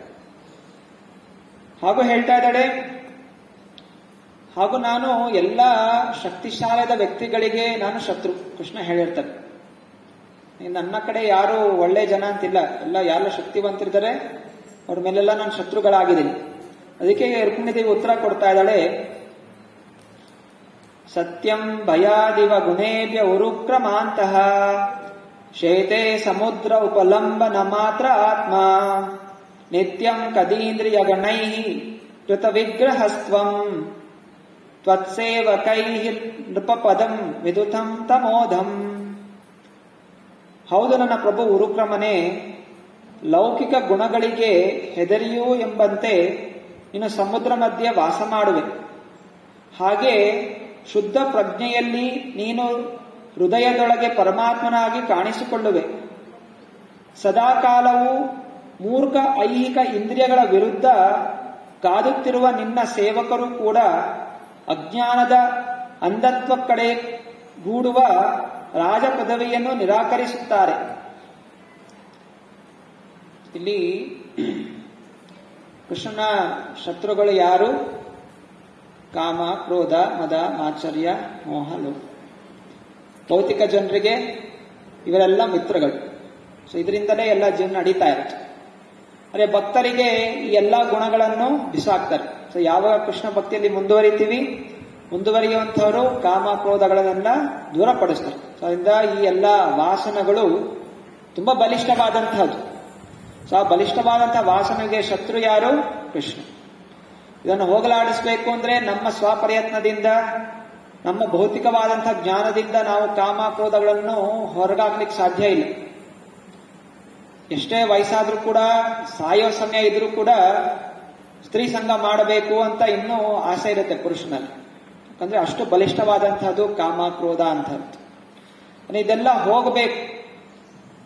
ನಮ್ಮ ನಿಜವಾದ ಶುದ್ಧ ಆತ್ಮ ಪ್ರಕಟ ಆಗಬೇಕು, ಆತ್ಮ ಸಾಕ್ಷಾತ್ಕಾರ ಆಗಬೇಕು ಅಂತ ಹೇಳಿದ್ರೆ ಅದಕ್ಕೆ ಒಂದೇ ಒಂದು ಮಾರ್ಗ, ನಾವು ಕೃಷ್ಣ ಭಕ್ತರಿಗೆ ಶರಣಾಗಬೇಕು. ಅದನ್ನು ಬಿಟ್ಟು ಬೇರೆ ಅನ್ಯ ಮಾರ್ಗ ಇಲ್ಲ. ಹಾಗೂ ಇಲ್ಲಿ ಹೇಳ್ತಾ ಇದ್ದಾರೆ, ಹೌದು ಕೃಷ್ಣ, ನೀನು ಎಲ್ಲ ಪರಮಾತ್ಮನಾಗಿ ಎಲ್ಲ ಹೃದಯದಲ್ಲಿ ನೆಲೆಸಿರುವೆ, ಅಂದ್ರೆ ಎಲ್ಲವನ್ನು ನೋಡ್ತಾ ಇದೆಯಾ. ಹಾಗೂ ನಿನ್ನ ಸೇವಕರು ಕೂಡ ಯಾರೆಲ್ಲ ಇದ್ದಾರೆ ಅವರು ಕೇವಲ ನಿನ್ನ ಚಿಂತನೆಯಲ್ಲಿ ಇರ್ತಾರೆ ಹೊರತು ಅವ್ರಿಗೆ ಯಾವುದೇ ರೀತಿಯ ಭೌತಿಕ ಐಶ್ವರ್ಯಗಳ ಮೇಲೆ ಆಸಕ್ತಿ ಅನ್ನೋದಿಲ್ಲ. ಯಾಕಂದ್ರೆ ಭೌತಿಕ ಆಸಕ್ತಿ ಯಾರಿಗಿರುತ್ತೆ, ಯಾರಿಗೆ ಕಾಮ ಕ್ರೋಧದಿಂದ ಆಕರ್ಷಿತರಾಗಿರ್ತಾರೆ, ಅವರ ಒಂದು ಪ್ರಭಾವದಲ್ಲಿರ್ತಾರೆ, ಅವ್ರಿಗೆ ಮಾತ್ರ ಆಕರ್ಷಣೆ ಹೊರತು ನಿನ್ನ ಭಕ್ತರಿಗಾಗ್ಲಿ ನಿಂದಿಗಾಗ್ಲಿ ಇಂತಹ ಕಾಮ ವಾಸನಗಳಿಗೆ ಯಾವುದೇ ರೀತಿಯ ಆಕರ್ಷಣೆ ಅನ್ನೋದು ಇಲ್ಲ. ಹಾಗೂ ಮುಂದೆ ಹೇಳ್ತಾ ಇದ್ದಾರೆ, ಹೌದು ನೀನು ಹೇಳಿದ್ದೆ ನಿನಗೆ ಏನು ಭೌತಿಕ ಆಸ್ತಿ ಅಂತಸ್ತು ಏನು ಇಲ್ಲ ಅಂತ. ಇಲ್ಲಿ ಹೇಳ್ತಾ ಇದ್ದಾರೆ 37ನೇ ಶ್ಲೋಕದಲ್ಲಿ, ನಿಷ್ಕಂಚನೋ ನನು ಭವಾಂನ ಯಥೋಸ್ಮಿ ಕಿಂಚೇತ್ ಯಸ್ಮೈ ಬಲಿಭುಜೋಪಿ ಹರಂತ್ಯ ಜಾದ್ಯಾಹ ನಾತ್ವಾ ವಿದಂತಸ್ಯ ಸುತೃಪೋ ಅಂತಕಮಾಡ್ಯ ತಾಂದಾಹ ಪ್ರೇಷ್ಟೋ ಭವಾನ್ ಬಲಿಭುಜಾಮಪಿ ತೇ ಅಪಿ ತುಭ್ಯಂ. ನಿನ್ನ ಬಳಿ ಏನೂ ಇಲ್ಲ, ಏಕೆಂದರೆ ನೀನಲ್ಲದ ಯಾವ ವಸ್ತು ಅಸ್ತಿತ್ವದಲ್ಲೇ ಇಲ್ಲವಲ್ಲ. ಬಹು ಗೌರವಾನ್ವಿತರಾದ ಬ್ರಹ್ಮನೇ ಮೊದಲಾದ ದೇವತೆಗಳು ನಿನಗೆ ಗೌರವ ಸಲ್ಲಿಸುತ್ತಾರೆ. ತಮ್ಮ ಸಂಪತ್ತಿನಿಂದ ಕುರುಡಾಗುವವರು, ಇಂದ್ರಿಯಗಳ ತೋಷಣೆ ಎಲ್ಲಿಯೇ ಸದಾ ಮುಳುಗಿ ಹೋಗಿರುವವರು ನೃತ್ಯ ರೂಪದ ನಿನ್ನನ್ನು ಗುರುತಿಸಲಾರರು. ಆದರೆ ಪೂಜ್ಯರಾದ ದೇವತೆಗಳಿಗೆ ನೀನೇ ಬಹು ಅಚ್ಚುಮೆಚ್ಚು, ನಿನಗೆ ಅವರು ಹೇಗೋ ಹಾಗೆಯೇ.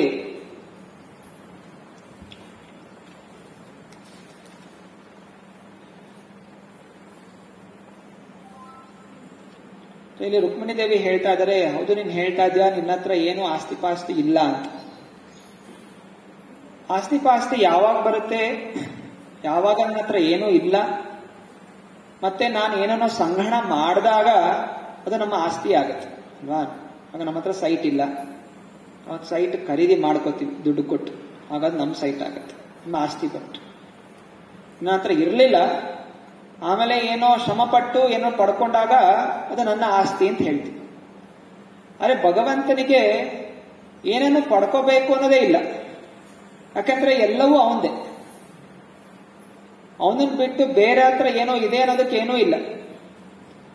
ಸಕಲ ಕಣಕಣಗಳಲ್ಲಿ ಭಗವಂತ ಇದ್ದಾನೆ, ಭಗವಂತ ಇಲ್ಲದೆ ಇರುವಂತಹ ಜಾಗವೇ ಇಲ್ಲ, ಹಾಗೂ ಎಲ್ಲವೂ ಭಗವಂತನ ಶಕ್ತಿ. ಅದರಿಂದ ಹೇ ಭಗವಂತ, ನೀನು ಹೇಳಿದ ಸರಿನೇ, ನಿನಗೆ ಆಸ್ತಿ ಪಾಸ್ತಿ ಅನ್ನೋದು ಸಂಗಣ ಮಾಡಲಿಕ್ಕೆ ಅಂಥದ್ದೇನು ಮಾಡೋ ಅವಶ್ಯಕತೆ ಇಲ್ಲ, ಯಾಕಂದ್ರೆ ಎಲ್ಲವೂ ನಿನ್ನದನ್ನು ಬಿಟ್ಟು ಬೇರೆ ಏನೂ ಇರ್ಲಿಕ್ಕೆ ಸಾಧ್ಯ ಇಲ್ಲ. ಇದು ಅರ್ಥ.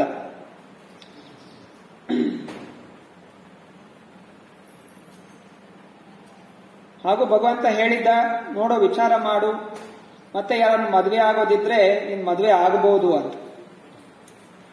ಅದಕ್ಕೆ ರುಕ್ಮಿಣಿ ದೇವಿ ಹೇಳ್ತಾ ಇದ್ದಾಳೆ,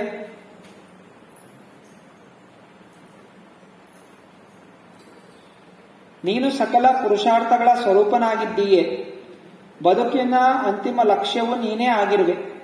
ಸರ್ವಶಕ್ತ ಪ್ರಭುವೇ, ನಿನ್ನನ್ನು ಪಡೆಯುವ ಸಲುವಾಗಿ ಪ್ರಾಜ್ಞರು ಬೇರೆ ಎಲ್ಲವನ್ನು ತೊರೆಯುತ್ತಾರೆ. ನಿನ್ನ ಸಹವಾಸವನ್ನು ಪಡೆಯಲು ಅರ್ಹತೆ ಅವರಿಗಿದೆಯೇ ಹೊರತು ಪರಸ್ಪರ ಕಾಮಾಸಕ್ತರಿಗೆ ಅದರ ಫಲವಾಗಿ ಬರುವ ಸುಖ ದುಃಖಗಳಲ್ಲಿ ಮುಳುಗಿ ಹೋಗಿರುವ ಸ್ತ್ರೀ ಪುರುಷರ ಅಲ್ಲ.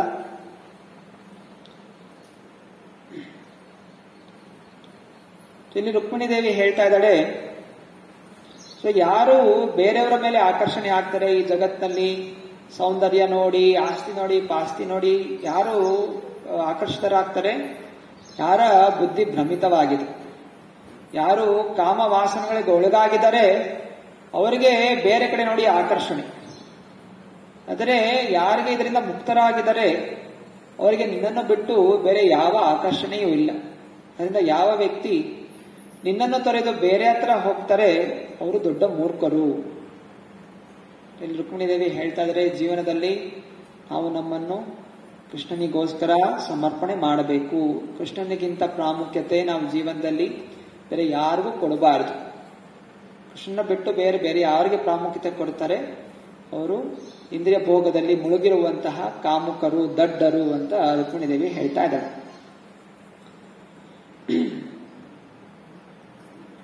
ಹಾಗೂ ಕೃಷ್ಣ ಹೇಳಿದ್ದ, ಮದುವೆ ಯಾರ ಮಧ್ಯೆ ಆಗತ್ತೆ? ಮದುವೆ ಆಗತ್ತೆ ಯಾರಿಗೆ ಸಮಾನತೆ ಇದೆ. ಯಾರು ಉಚ್ಚ ಸ್ಥಾನದಲ್ಲಿರ್ತಾರೆ ಅಥವಾ ಇನ್ನೊಬ್ಬರು ನೀಚ ಸ್ಥಾನದಲ್ಲಿರ್ತಾರೆ ಅವ್ರ ಮಧ್ಯೆ ವಿವಾಹ ಆಗಲಿ, ಯಾವುದೇ ಸಂಬಂಧಗಳಾಗಲಿ, ಸ್ನೇಹವಾಗಲಿ ಇರ್ಲಿಕ್ಕೆ ಸಾಧ್ಯ ಇಲ್ಲ. ಸ್ನೇಹ ಹಾಗೂ ಮದುವೆ ಅನ್ನೋದು ಸಮಾನದಲ್ಲಿರೋರು ಮಾತ್ರ ಆಗುತ್ತೆ ಅಂತ.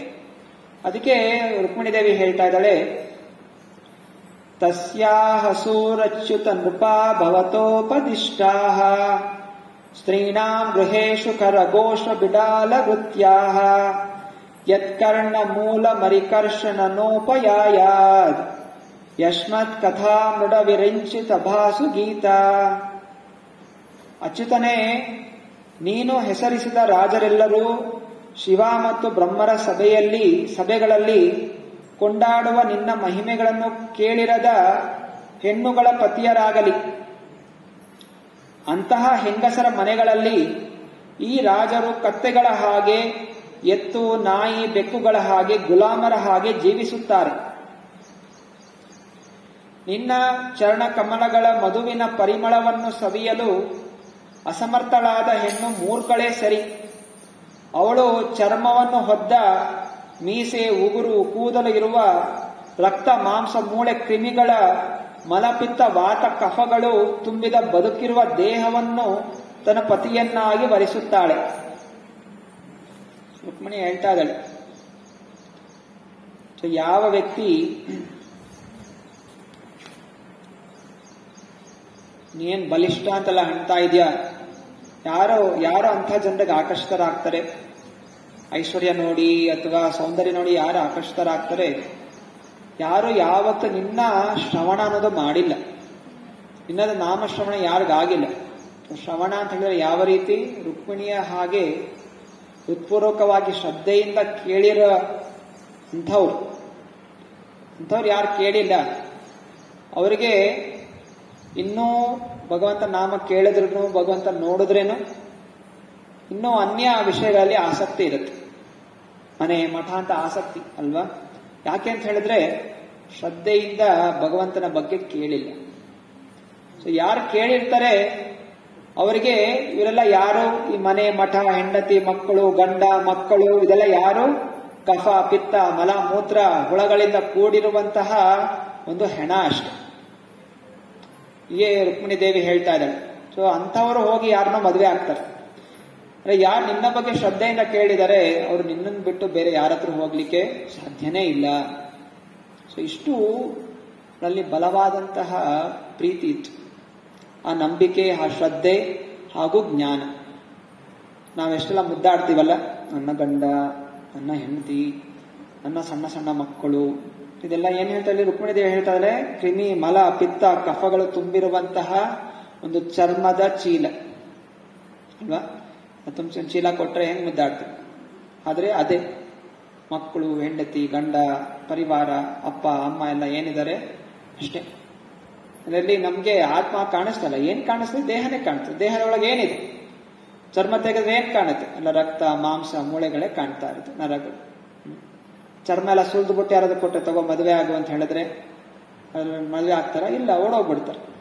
ಅರೆ ಬ್ರಹ್ಮ ಹೆಂಗೆ ಪ್ಯಾಕಿಂಗ್ ಮಾಡಿದಾನೆ, ಇದೆಲ್ಲ ಮಲಮೂತ್ರಗಳನ್ನು ತುಂಬಿಸಿ ಚೆನ್ನಾಗಿರೋ ಕವರಲ್ಲಿ ಪ್ಯಾಕಿಂಗ್ ಮಾಡಿದಾನೆ. ಸೊ ಆ ಪ್ಯಾಕಿಂಗ್ ನೋಡಿ ನಮ್ಗೆ ಆಕರ್ಷಣೆ, ಭ್ರಮಿತರಾಗ್ತಾ ಇದ್ದೀವಿ. ಅಂದ್ರೆ ಕೆಲವೊಮ್ಮೆ ನಾವು ನಮ್ಮ ಕಣ್ಣಲ್ಲಿ ನೋಡ್ಕೊಂಡು ನಾವು ಎಷ್ಟೆಲ್ಲ ಮೇಕಪ್ ಹಚ್ಕೋತೀವಿ ಅಲ್ವಾ?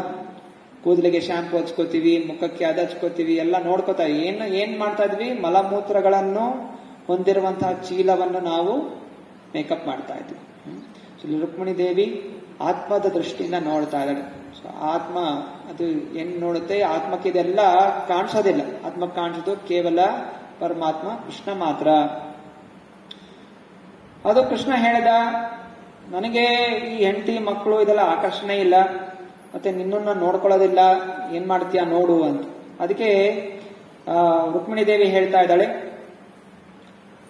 ಅಸ್ತ್ವಂ ಭುಜಾಕ್ಷ ಮಮತೆ ಚರಣಾನುರಾಗ ಆತ್ಮನ್ ರಥಸ್ಯ ಮಹಿಚಾಂತರಿ ತದೃಷ್ಟೇಃ ಯರ್ಯಸ್ಯ ಬುದ್ಧಯ ಉಪಾತ ರಜೋತಿ ಮಾತ್ರೋ ಮಾಮೀಕ್ಷಸೆ ತದುಹನಃ ಪರಮಾನುಕಂಪ.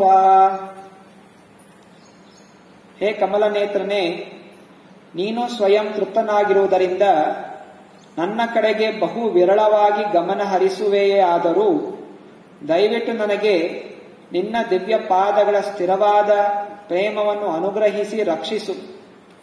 ವಿಶ್ವವನ್ನು ಸೃಷ್ಟಿಸುವ ಸಲುವಾಗಿ ರಜೋಗುಣ ಧರಿಸಿ ನನ್ನ ಕಡೆಗೆ ಕಡೆಗಣ್ಣು ನೋಟವನ್ನು ಬೀರುವೆ. ಅದೇ ನನಗೆ ತೋರಿಸಿದ ಅತ್ಯಧಿಕ ಅನುಕಂಪವಾಗಿರುತ್ತದೆ. ರುಕ್ಮಿಣಿ ದೇವಿ ಹೇಳ್ತಾ ಇದ್ದಾಳೆ, ಈ ಜಗತ್ತಿನಲ್ಲಿ ಸೃಷ್ಟಿ ಶುರುವಾಗಲಿಕ್ಕೆ ಕಾರಣ ಭಗವಂತ ಕೃಷ್ಣ ತೋರಿಸಿರುವಂತಹ ದೃಷ್ಟಿ. ಹೇಗೆ ಭೌತಿಕ ಜಗತ್ತು, ಈ ಮಾಯೆ ಒಂದು ಜಡ ವಸ್ತು, ಅಲ್ಲಿ ಏನು ಅಸ್ತಿತ್ವದಲ್ಲಿ ಇರೋದಿಲ್ಲ.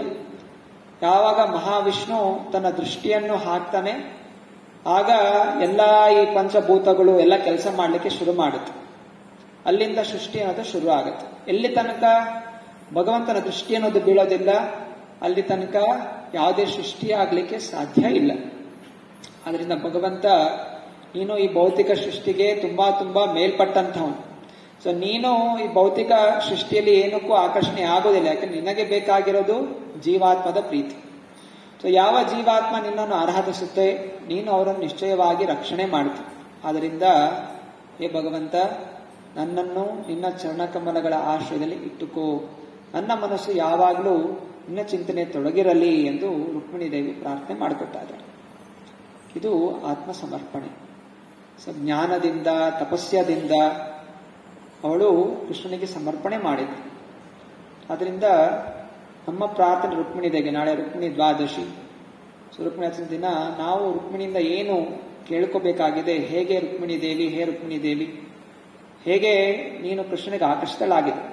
ಸಣ್ಣ ಮಗುವಿನಿಂದಲೇ ನೀನು ಕೃಷ್ಣನ ಕೇಳಿ ಶ್ರವಣ ಮಾಡಿ, ಭಗವಂತನ ನೋಡಿಲ್ಲ, ಹಾಗೆ ನಮಗೂ ಭಗವಂತ ಕಾಣಿಸ್ತಾ ಇದೆ, ಭಗವಂತನ ವಿಗ್ರಹ ನೋಡ್ತಾ ಇದ್ದೀವಿ.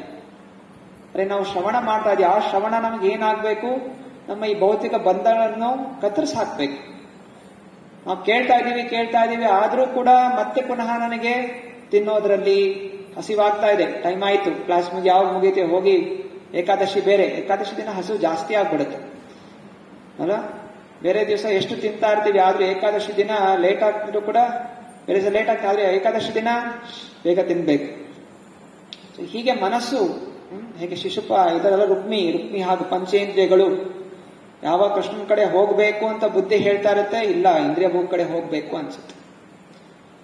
ಹಂಗಾಗಬಾರ್ದು. ಅದರಿಂದ ಹೇ ಕೃಷ್ಣ, ರುಕ್ಮಿಣಿ ದೇವಿ, ಹೇಗೆ ನೀನು ಆಕರ್ಷಿಸಲಾದೆಯೋ ಹಾಗೆಯೇ ಶ್ರವಣ ಮಾಡಿ, ಯಾವುದು ಭಗವಂತ ಲೀಲೆಗಳು, ಭಾಗವತನ ಲೀಲೆಗಳನ್ನು ಕೇಳೋದ್ರಿಂದ ಆಗೋನು ನಾಮಸ್ಮರಣೆ, ಹರೇ ಕೃಷ್ಣ ಕೃಷ್ಣ ಕೃಷ್ಣ ಹರೇ ಹರೇ, ಹರೇ ರಾಮ ರಾಮ ರಾಮ ಹರೇ ಹರೇ, ಈ ನಾಮ ಜಪ ಮಾಡ್ತಾ ಇದ್ದ ಹಾಗೆ ನನ್ನ ಒಳಗಿರುವಂತಹ ಆಸೆಗಳು, ಅಹಂಕಾರ, ನಾನು, ನನ್ನದು, ಗೌರವ, ಪ್ರತಿಷ್ಠೆ ಇದೆಲ್ಲ ನಾಶವಾಗಬೇಕು.